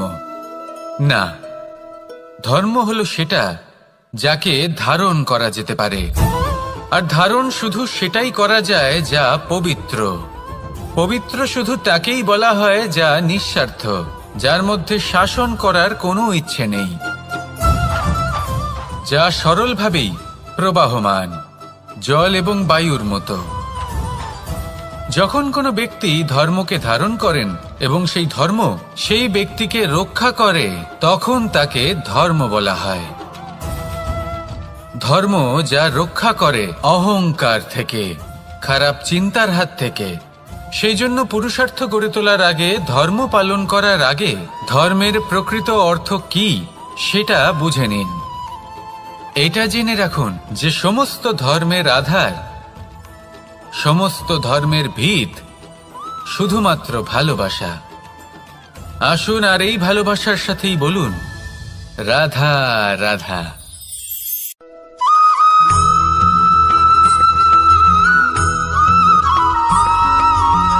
এই সংসারে সবথেকে বেশি কোমল বস্তু হলো রেশম। এই রেশম এতটাই কোমল হয় যে এর পুরো একটা থান শুধুমাত্র একটা হাতে ধরা সম্ভব। কখনো ভেবে দেখেছেন এই রেশম কিভাবে হয়? একটি কীট তার লালার দ্বারা উৎপন্ন হয়।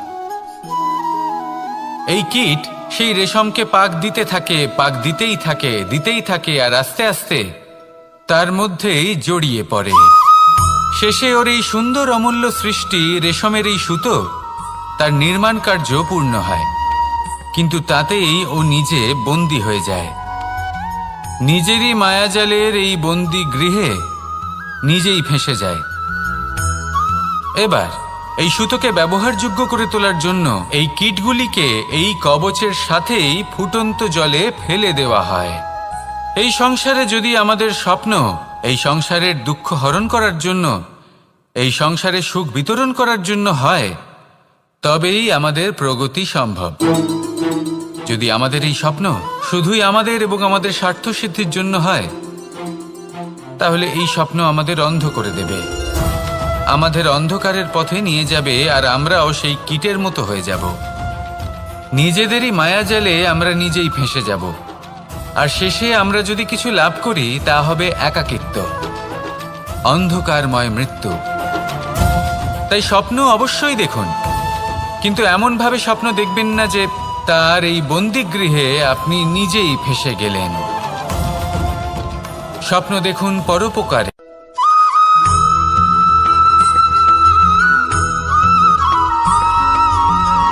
কেউ বলে জীবন খুব ক্ষণস্থায়ী, কেউ বলে জীবন হলো একটা সুন্দর স্বপ্নের মতো, আবার কেউ বলবে জীবন হলো এক কঠোর সত্য।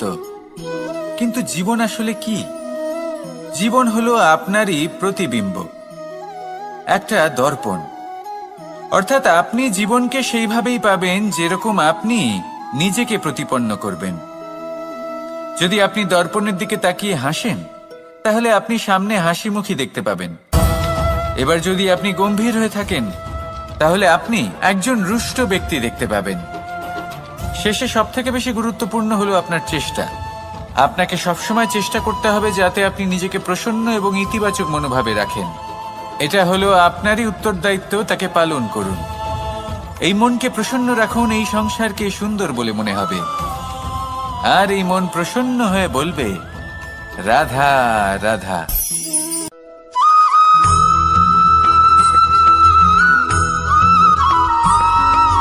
জীবনে যখন কোনো ব্যক্তি নিজের লক্ষ্য প্রাপ্তির জন্য নিরন্তর পরিশ্রম করতে থাকেন, চেষ্টা করতে থাকেন, তখন তিনি কষ্ট অনুভব করেন, কখনো শারীরিক কষ্ট, কখনো মানসিক কষ্ট। এবার উনি এটা ভাবতে থাকেন যে আমি কি উচিত করছি নাকি অনুচিত করছি, কারণ অন্যদিকে এমন একজন ব্যক্তিও আছেন যিনি একদমই পরিশ্রম চেষ্টা করছেন না। তিনি মদিরা পান করেন, বিলাসিতায় জীবন কাটান, অলস প্রকৃতির হয়ে ওঠেন, নিদ্রাতে বিলীন হয়ে থাকেন, আর ভাবেন যে তিনি সুখ লাভ করছেন। কিন্তু এরকম কেন হয়? কারণ যখন আমরা সৎ পথে থাকি, উচিত পথে চলি, লক্ষ্য প্রাপ্ত করার জন্য চেষ্টা করতে থাকি, তখন আমাদের ভেতরে থাকা নেতিবাচক শক্তি এবং পাপ এই দেহকে ত্যাগ করে দেয়। আর এই অনুভূতিটাই আমাদের দুঃখের অনুভূতি দেয়, কষ্ট দেয়। এবার সেখানে যদি আমরা কুপথে চলি, অনুচিত পথে চলতে থাকি, তাহলে আমাদের ভেতরে থাকা পুণ্য এবং ধনাত্মক শক্তি আমাদের দেহ ত্যাগ করে দেয়। আর এই অনুভূতির কারণেই আমরা সুখ অনুভব করি। কিন্তু কখনো ভাববেন যে এই সুখ বেশি সময় পর্যন্ত থাকে না। সেই জন্য সবসময় মনে রাখবেন, যদি আপনি জানেন যে এটাই আপনার লক্ষ্য, এটাই উচিত পথ, শুভ পথ, তাতে নিরন্তরভাবে এগিয়ে যেতে চেষ্টা করতে থাকুন। এই কষ্ট আপনাকে সুখের পরাকাষ্ঠায় কখন পৌঁছে দেবে তা আপনি জানতেই পারবেন না। আসুন আমার সাথে ভালোবেসে বলুন রাধা রাধা।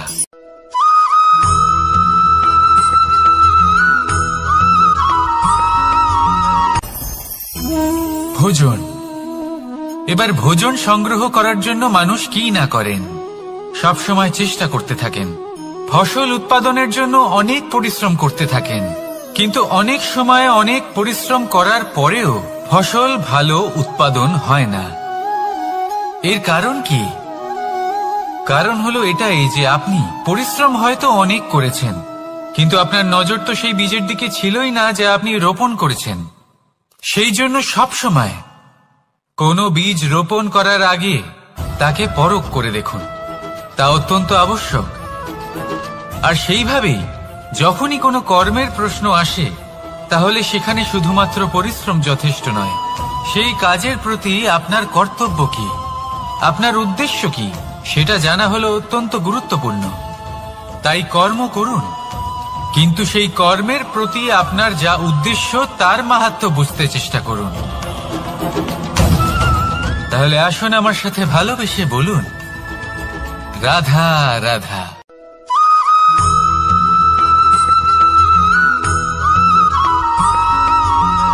পিতা আর পুত্রের সম্পর্ক অত্যন্ত মধুর হয়ে থাকে।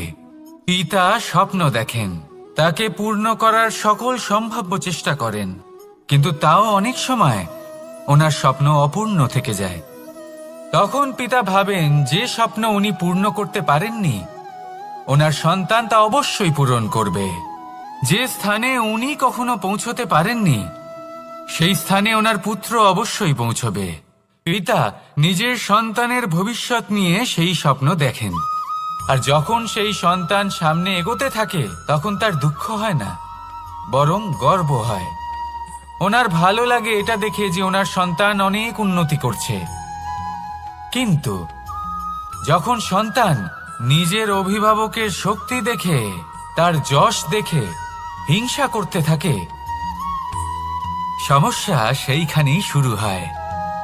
সেই জন্য সকল সন্তানকে এটা মনে রাখতে হবে, দেখুন, পুত্র হবার সুবাদে, এক সন্তান হবার সুবাদে এটা হলো আপনার অধিকার যে আপনি আপনার পিতার থেকে বেশি উন্নতি করবেন। আপনার পিতাও এটাই চান, কিন্তু সুস্থভাবে এটা করুন। একটা রেখা টেনে নিন যাতে আপনি তাতে এগোতে পারেন আর আপনার পিতার তাতে গর্ববোধ হয়, আর সেই বিষয়ে দুঃখ না হয় যে আমার সন্তান আমাকেই ছোট করার চেষ্টা করছে। ইতিহাস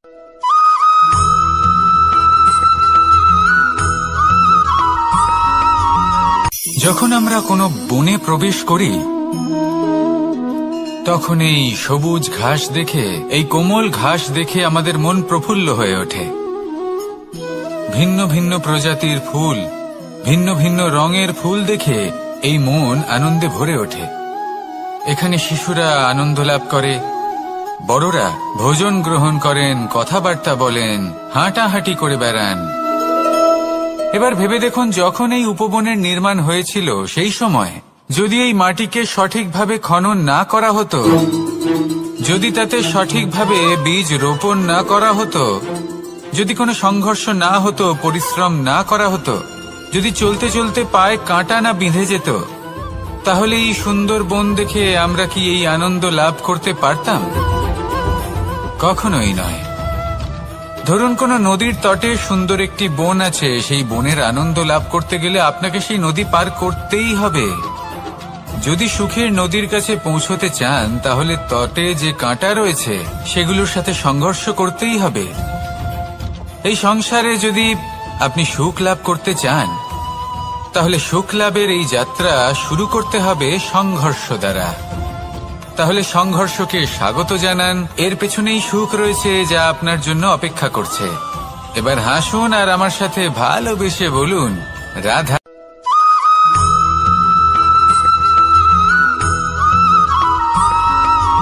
জীবনে অগ্রসর হওয়ার জন্য আমাদের কাকে প্রয়োজন হয়? মাতা পিতা, বন্ধু, প্রেম, সাহায্য, অর্থ, পরিশ্রম, আশা। ভিন্ন ভিন্ন মানুষ ভিন্ন ভিন্ন বিকল্প চয়ন করে। যদি আমি আপনাকে বলি, তাহলে জয় আর পরাজয়ের মন্ত্র দুটো শব্দের উপর নির্ভর করে, মেনে নেওয়া আর দৃঢ় হওয়া। যদি মেনে নেন তাহলে হেরে যাবেন, যদি দৃঢ় হন তাহলে নিশ্চিত রূপে জয়ী হবেন। যদি কখনো আপনি ক্লান্ত হয়ে ওঠেন, আপনি দুঃখী হন, পুরোপুরি ভেঙে পড়েছেন, তখন মেনে নেবেন না যে আপনি ভেঙে পড়েছেন, নয়তো হেরে যাবেন। তখন উল্টে স্থির করবেন যে যাই হয়ে যাক না কেন, আমি জয়ী হবই। আর আপনি দেখবেন যে জয় নিশ্চিত রূপে আপনার কাছেই আসবে। তাহলে এই কথা মনে রাখবেন আর আমার সাথে ভালোবেসে বলবেন, রাধা রাধা।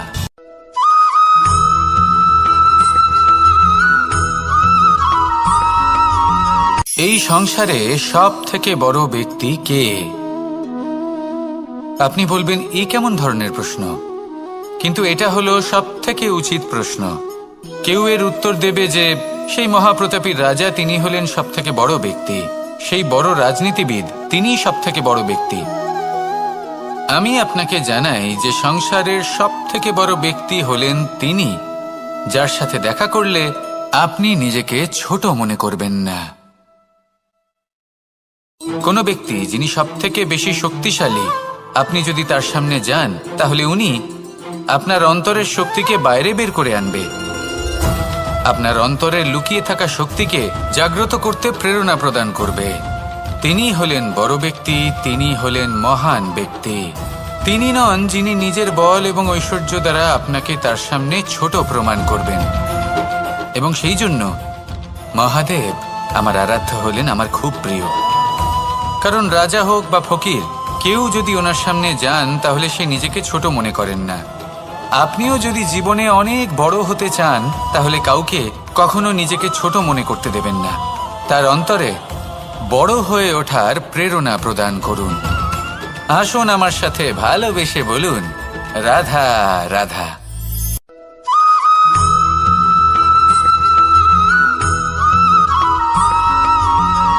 মানুষের মানসিকতা এমন হয় যে সে যতটা করে আশা করে যে তার থেকে অনেক বেশি তার বদলে সে পাবে। দেখুন, সবকিছুই আপনার ভাবনা চিন্তার উপর নির্ভর করছে। আপনি যদি ফলের বিষয়ে ভেবে কর্ম করতে থাকেন তাহলে সেটা অনুচিত। জীবনের আসল আনন্দ হলো নিজের কর্ম করতে থাকা, ফলের চিন্তা করা উচিত নয়। যদি আপনি এরকম ভাবেন যে আমি এতটা করছি, আমার এতটা পাওয়া উচিত, সেই ভাবনা অনুচিত। যদি আপনি সেবার মানসিকতা নিয়ে কর্ম করতে থাকেন, কর্মচক্রে প্রবাহিত হন, যদি আপনি এমন ভাবনা রাখেন যে আমি এতটা পাচ্ছি তাই এর থেকে অনেক বেশি আমি কর্ম করব, তাহলে নিশ্চিতরূপে আপনি যতটা করছেন তার থেকে অনেক বেশি আপনি পাবেন। আপনার আশার থেকে অনেক বেশি আপনি পাবেন। শুধু জীবনে অনেক বেশি কাজ করতে থাকুন, ফলের চিন্তা করবেন না। আর মনে রাখবেন, এই ভাবনাই সব থেকে বড় বীজ। কর্মের উপর বিশ্বাস রাখুন। জীবনে যা যা আপনি চান সবই সুখময় হবে। আসুন আর আমার সাথে ভালোবেসে বলুন, রাধা রাধা।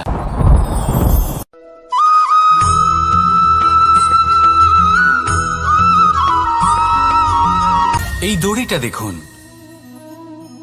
ছোট ছোট রেশম দ্বারা তৈরি। এটা সরু সুতো দ্বারা তৈরি হয়েছে এটা, আর এ অত্যন্ত কোমলও বটে। আর আপনি চাইলে এটা সোজাও করে দিতে পারেন, আর চাইলে এটা বেঁকিয়েও দিতে পারেন। আর যদি চান তাহলে এটা গোল গোল করে বেঁধে কোথাও রেখেও দিতে পারেন। এবার এই কোমল দড়ি যদি কোনো নিষ্ঠুর কঠিন পাথরে বারংবার জড়িয়ে দেওয়া হয় তাহলেও তাকেও কাটতে পারে, নিজের ছাপ ছেড়ে যেতে পারে, সেটার আকারও বদলে ফেলতে পারে। এবার এর কারণ কি? এর কারণ হলো অভ্যাস আর নিরন্তর প্রচেষ্টা। যদি আপনিও চেষ্টা করেন আর নিরন্তর কর্ম করে যান তাহলে আপনার প্রারব্ধ পাথরের মতো কঠিনই হোক না কেন, তাতে ভাঙন ধরিয়েও আপনি নিজের লক্ষ্যে অবশ্যই পৌঁছতে পারবেন।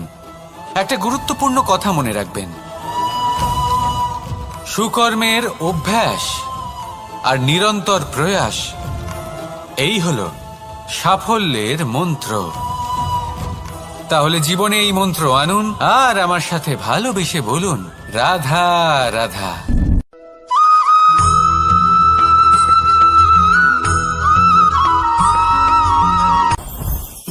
জীবনে কিছু শেখা অত্যন্ত গুরুত্বপূর্ণ।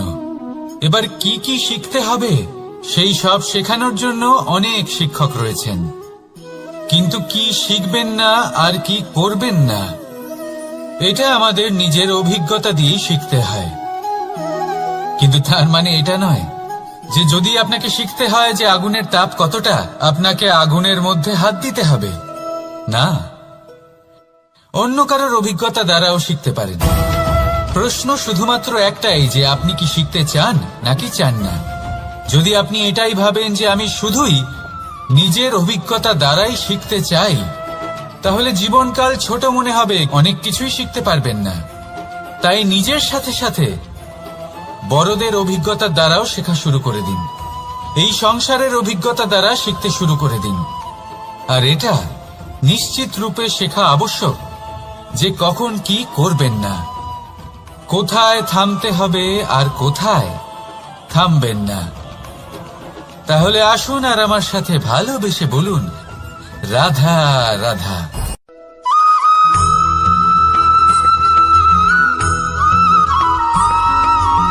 মানুষের একটি সমস্যা আছে যে মানুষ সাফল্যকে মাপতে থাকেন, লক্ষ্যপ্রাপ্তিকে মাপতে থাকেন এবং তার তুলনা করতে থাকেন যে ও এত কিছু পেল আর আমি পেলাম না,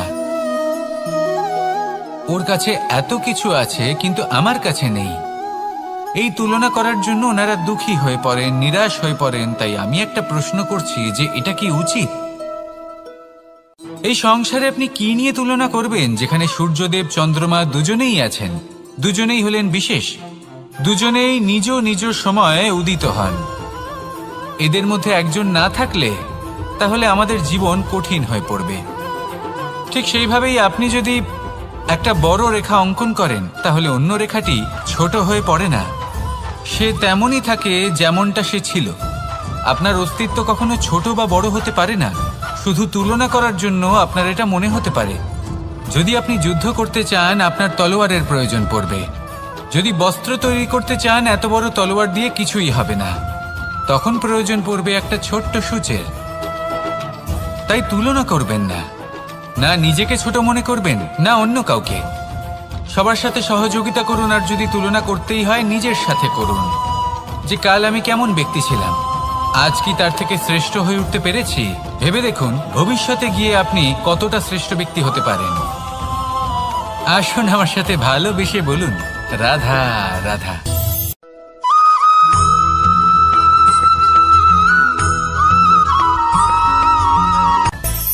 মানুষের মধ্যে একটা বিচিত্র প্রবৃত্তি থাকে, অন্য সকলের বিষয়ে, তাদের জীবনের বিষয়ে, তাদের ব্যক্তিত্বের বিষয়ে, তাদের ভবিষ্যতের বিষয়ে অনুমান করা। এটা হলো অনুচিত।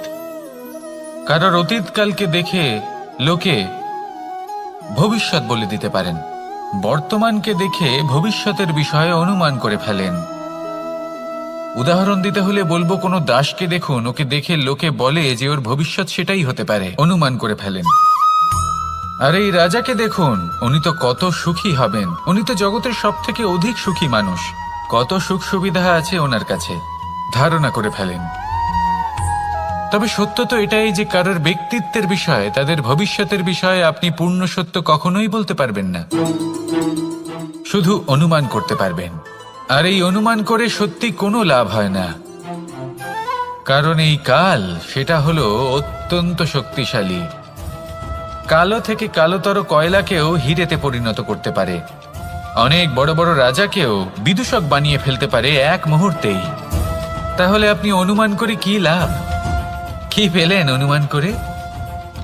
সেই জন্য কারোর বিষয়ে কোনো অনুমান করবেন না, তার ভবিষ্যতের বিষয়ে অনুমান করতে যাবেন না, কারোর বিষয়ে কোনো ধারণা করে নেবেন না। কিছু করতে হলে ভালোবাসুন, সবার মধ্যে ভালোবাসা ছড়ান, সবার মধ্যে ধন্যাত্মক ভাব ছড়ান।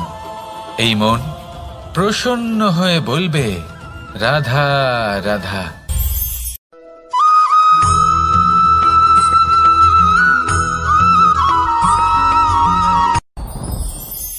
সাথী, সাথী এই শব্দটির ব্যাখ্যা কে কিভাবে করে? মিত্র, সখা, বন্ধু, কিন্তু অর্থ একটাই, তিনি যিনি আপনার সঙ্গী হন আর তিনি যার সাথী আপনি হন।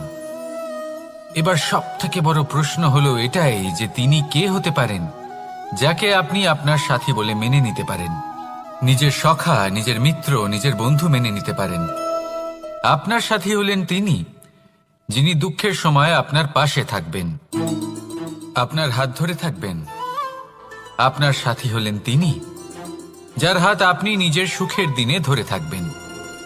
সেই সাথীরই হাত ধরুন যিনি দুঃখে সবসময় আপনাকে সাহায্য করার জন্য তৎপর হয়ে থাকেন, আপনার পাশে থাকেন, আর যাকে সুখের দিনে আপনি আপনার সাথে রাখতে পারেন।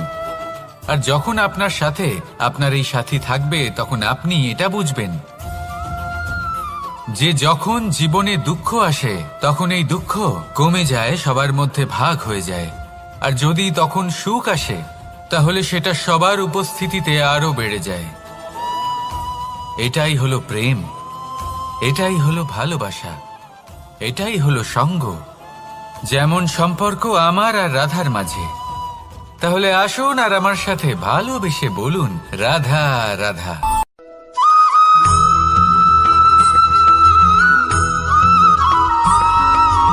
আমাদের শরীর প্রকৃতির সর্বশ্রেষ্ঠ রচনা।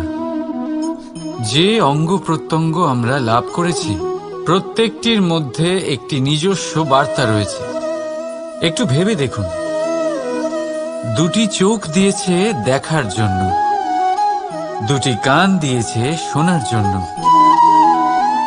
নাসিকাও আছে দুটি, দুটি হাত দিয়েছে দ্বিগুণ পরিশ্রম করার জন্য, কিন্তু জীব শুধুমাত্র একটি।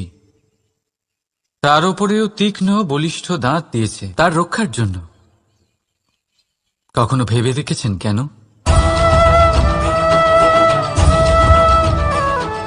কারণ শব্দ আর শব্দের প্রয়োগ মানুষের সবচেয়ে বড় অস্ত্র, যার প্রয়োগ যত ভেবে চিন্তে করা যায় মানুষ তার জীবনে ততটাই উপরে উঠতে পারে। তাহলে মনে রাখুন, দেখুন, শুনুন আর বুঝুন বেশি, বলুন কম। রাধা রাধা।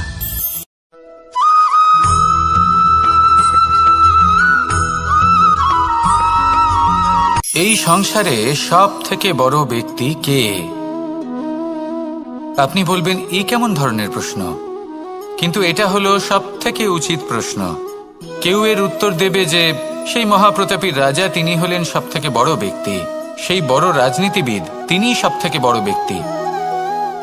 আমি আপনাকে জানাই যে সংসারের সব থেকে বড় ব্যক্তি হলেন তিনি, যার সাথে দেখা করলে আপনি নিজেকে ছোট মনে করবেন না।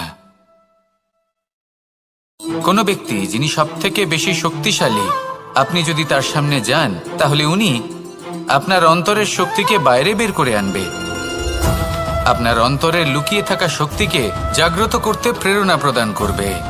তিনি হলেন বড় ব্যক্তি, তিনি হলেন মহান ব্যক্তি। তিনি নন যিনি নিজের বল এবং ঐশ্বর্য দ্বারা আপনাকে তার সামনে ছোট প্রমাণ করবেন। এবং সেই জন্য মহাদেব আমার আরাধ্য হলেন আমার খুব প্রিয়। কারণ রাজা হোক বা ফকির, কেউ যদি ওনার সামনে যান তাহলে সে নিজেকে ছোট মনে করেন না। আপনিও যদি জীবনে অনেক বড় হতে চান তাহলে কাউকে কখনো নিজেকে ছোট মনে করতে দেবেন না। তার অন্তরে বড় হয়ে ওঠার প্রেরণা প্রদান করুন। আসুন আমার সাথে ভালোবেসে বলুন, রাধা রাধা।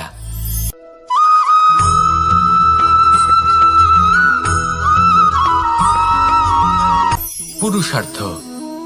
শাস্ত্রে 4 ধরনের পুরুষার্থের কথা বলা হয়েছে। প্রথম হলো ধর্ম। আপনি কি জানেন এই ধর্ম আসলে কি? আপনার কি মনে হয় ধর্ম আসলে কি? কোনো বিশেষ ঈশ্বরকে মানাই কি ধর্ম বলা হয়? নাকি কোনো বিশেষ রীতি পালন করাই হলো ধর্ম? নাকি কোনো বিশেষ সাহিত্যকে সর্বশ্রেষ্ঠ মনে করাই হলো ধর্ম? না, ধর্ম হলো সেটা যাকে ধারণ করা যেতে পারে। আর ধারণ শুধু সেটাই করা যায় যা পবিত্র। পবিত্র শুধু তাকেই বলা হয় যা নিঃস্বার্থ, যার মধ্যে শাসন করার কোনো ইচ্ছে নেই, যা সরলভাবেই প্রবাহমান, জল এবং বায়ুর মতো। যখন কোনো ব্যক্তি ধর্মকে ধারণ করেন এবং সেই ধর্ম সেই ব্যক্তিকে রক্ষা করে, তখন তাকে ধর্ম বলা হয়। ধর্ম যা রক্ষা করে অহংকার থেকে, খারাপ চিন্তার হাত থেকে। সেই জন্য পুরুষার্থ গড়ে তোলার আগে, ধর্ম পালন করার আগে ধর্মের প্রকৃত অর্থ কি সেটা বুঝে নিন। এটা জেনে রাখুন যে সমস্ত ধর্মের আধার, সমস্ত ধর্মের ভিত শুধুমাত্র ভালোবাসা। আসুন আর এই ভালোবাসার সাথেই বলুন, রাধা রাধা।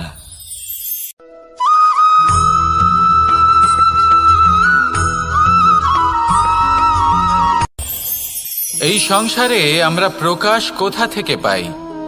এর উত্তর বড়ই সরল। ভোরে যখন সূর্যোদয় হয় তখন প্রকাশের কিরণ আমাদের ঘরে এসে পৌঁছয়। এইভাবেই আমরা প্রকাশ লাভ করি।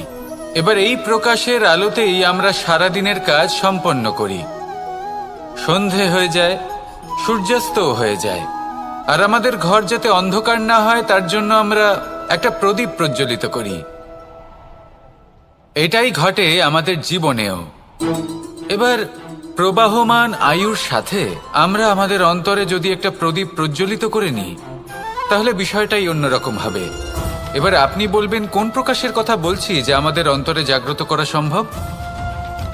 আমাদের আত্মার মাঝে প্রেমের প্রকাশ জাগ্রত করার কথা বলছি। কারণ আমাদের এই জীবন এও হলো দিনের আলোর মতো। আজ প্রকাশ আছে, কিন্তু কোনোদিন অবশ্যই অস্ত হবে। কিন্তু অস্ত হবার আগে যদি আমরা আমাদের আত্মার মাঝে প্রেমের এই প্রকাশ উজ্জ্বলিত করে নিই, তাহলে আমাদের সন্ধ্যাকালও আমরা আনন্দে এবং প্রেমে যাপন করব। তাহলে আসুন আর আমার সাথে ভালোবেসে বলুন, রাধা রাধা।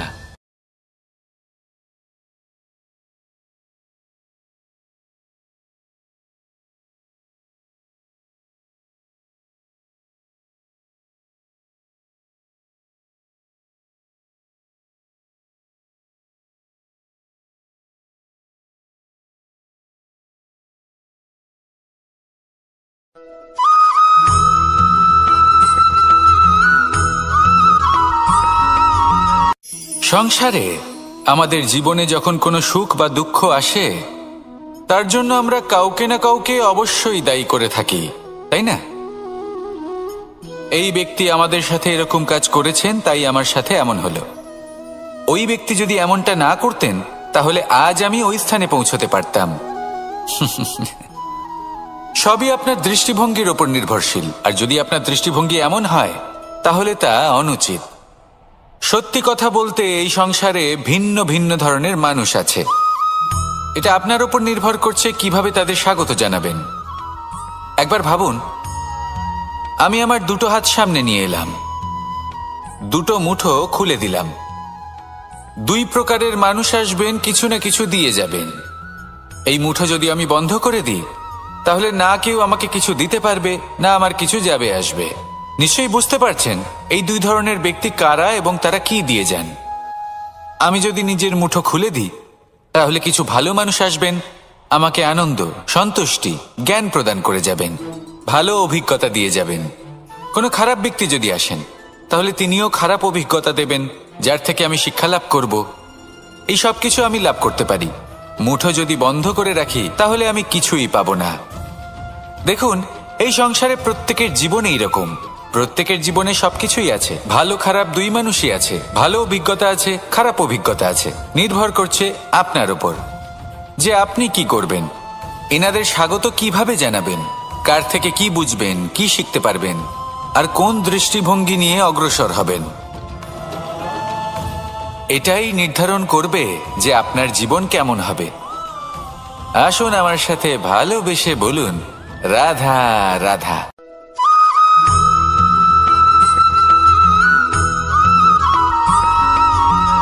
ভালো, শুধু ওনাদের কঠোর ব্যবহার দেখলে আমরা একটু ভয় পেয়ে যাই।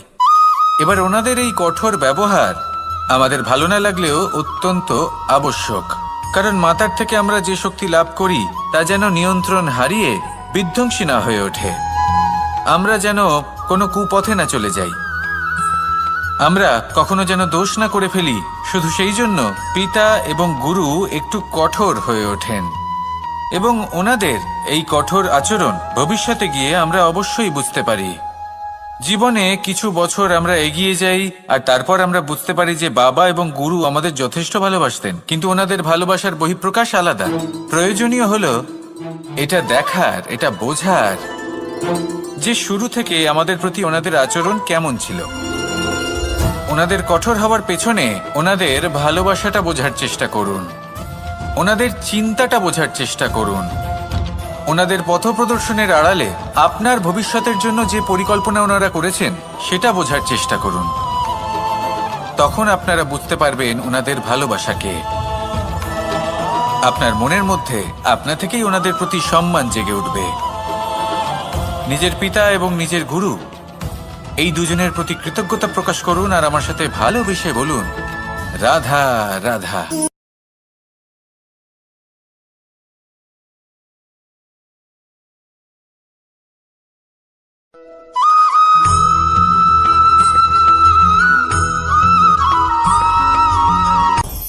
আপনি কখনো পর্বতের শিখরে উঠেছেন? আপনি দেখতে পাবেন পর্বতের পদতলে প্রচুর সুন্দর ফুল রয়েছে, সবুজ বনানী রয়েছে। যত আপনি ওপরে উঠতে থাকবেন তত ফুল কমতে থাকবে, সবুজ বনানী কমতে থাকবে। আরো কিছুটা ওপরে উঠলে কাঁটা জাতীয় গাছ দেখতে পাবেন, শুকনো গাছ দেখতে পাবেন। আরো যদি ওপরে ওঠেন তাহলে পাষাণ দেখতে পাবেন। আরো ওপরে উঠলে হিমখণ্ড দেখতে পাবেন। এই যে পর্বত, তা মনুষ্য জীবনের সবথেকে উত্তম উদাহরণ। মানুষ যখন সাফল্যের শিখরে পৌঁছতে চান, মহানুভবতার শিখরে পৌঁছতে চান, পথে যত আস্তে আস্তে উপরে উঠতে থাকেন ততই ভৌতিক বস্তু তার থেকে বিচ্ছিন্ন হতে থাকে। যদি তিনি সেই ভৌতিক বস্তুগুলি ত্যাগ না করতে পারেন তাহলে কখনোই সেই স্থানে পৌঁছতে পারবেন না। আর মানুষ যদি উচিত ত্যাগ করতে পারেন, পথে অগ্রসর হতে থাকেন, এগোতে থাকেন, তাহলে একদিন না একদিন তিনি মহানুভবতার, জ্ঞানের, সাফল্যের হিমের স্বাদ অবশ্যই লাভ করবেন। মনে রাখবেন, মানব জীবনের ত্যাগ হলো অত্যন্ত গুরুত্বপূর্ণ অংশ। আসুন আমার সাথে ভালোবেসে বলুন, রাধা রাধা।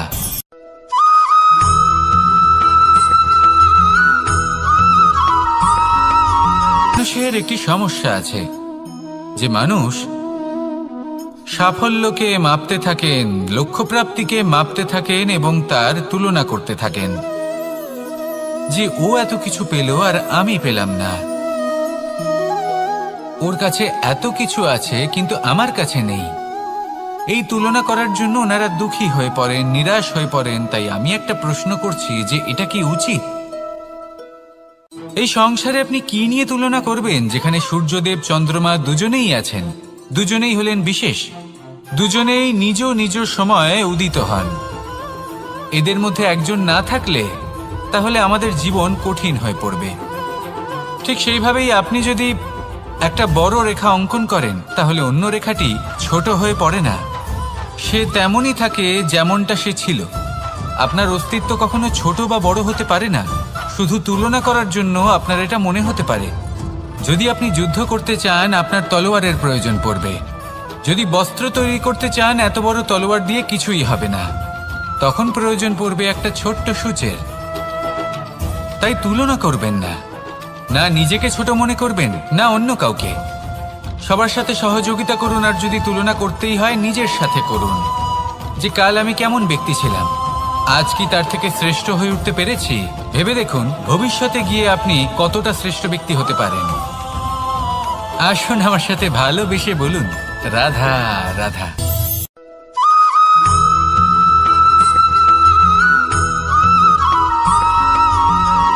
জীবন কিসের উপর নির্ভরশীল? ধনের ওপর, বৈভবের অনুভব যদি আপনি করতে চান তাহলে তা পাবেন শুধু একতার দ্বারা, সংগঠনের দ্বারা। যদি আপনাকে উদাহরণ দিই, নিজের এই হাতটাকে দেখুন, 5টা আঙুল রয়েছে। কোনো একটা বস্তুকে নিজের একটা আঙুল দ্বারা তুলে ধরার চেষ্টা করে দেখুন, বড়ই কষ্ট হবে। তখন আপনি বুঝতে পারবেন যখন এই 5টি আঙুল একত্রিত হয় তখন কোনো কাজ কতটা সহজ হতে পারে।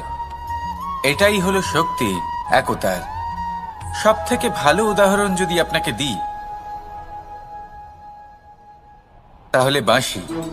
এই বাঁশি থেকে অত্যন্ত মধুর সুর নির্গত হয় যা সবার মন প্রসন্ন করে দেয়। এই কথা সত্যি, কিন্তু এই বাঁশি আমি একটা বা দুটো আঙুল দিয়ে বাজাতে পারবো না। আমাকে প্রত্যেকটা আঙুল ব্যবহার করতেই হবে, তবেই এর থেকে মধুর সুর নির্গত হবে যা সকলকে প্রসন্ন করবে, ঠিক কিনা? ঠিক এইভাবেই যদি আপনি চান যে আপনার জীবনরূপী বাঁশি থেকেও মধুর সুর নির্গত হোক বা সবার মনকে প্রসন্ন করে তুলুক, তাহলে আপনাকেও জীবনে একতা নিয়ে আসতেই হবে। আপনি একাও কর্ম করতে পারেন, পথ চলতেও পারেন, সামনেও এগোতে পারেন, সাফল্যও লাভ করতে পারেন। কিন্তু যখন সকলে একসাথে এগোবেন, সেই পথে চলবেন, সেই কর্মই করবেন, তখন লক্ষ্যে অবশ্যই পৌঁছবেন, সাফল্য অবশ্যই লাভ করবেন। কিন্তু সেই সাফল্য এবং তার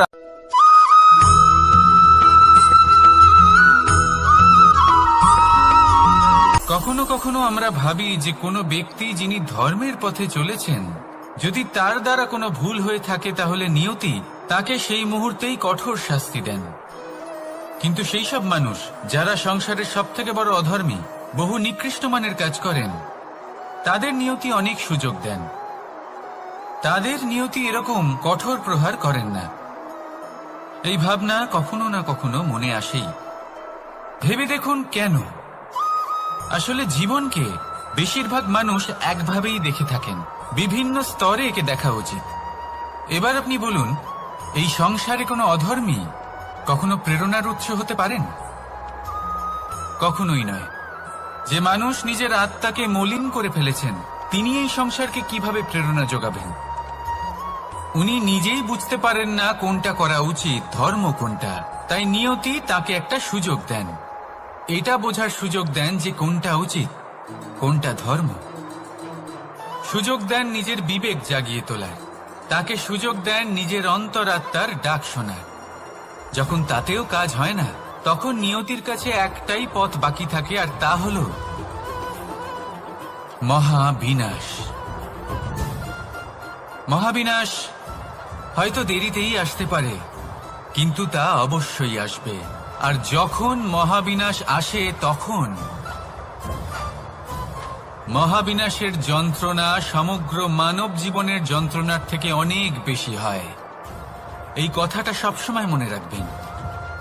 আর অন্যদিকে যে মানুষ ধর্মের পথে চলছেন, তার দ্বারা যদি কোনো ভুল হয়ে থাকে, তখন নিয়তি তার পরীক্ষা নেন। কিছুক্ষণের জন্য মানুষের মনে হতে পারে নিয়তি তাকে কঠোর শাস্তি দিয়েছেন।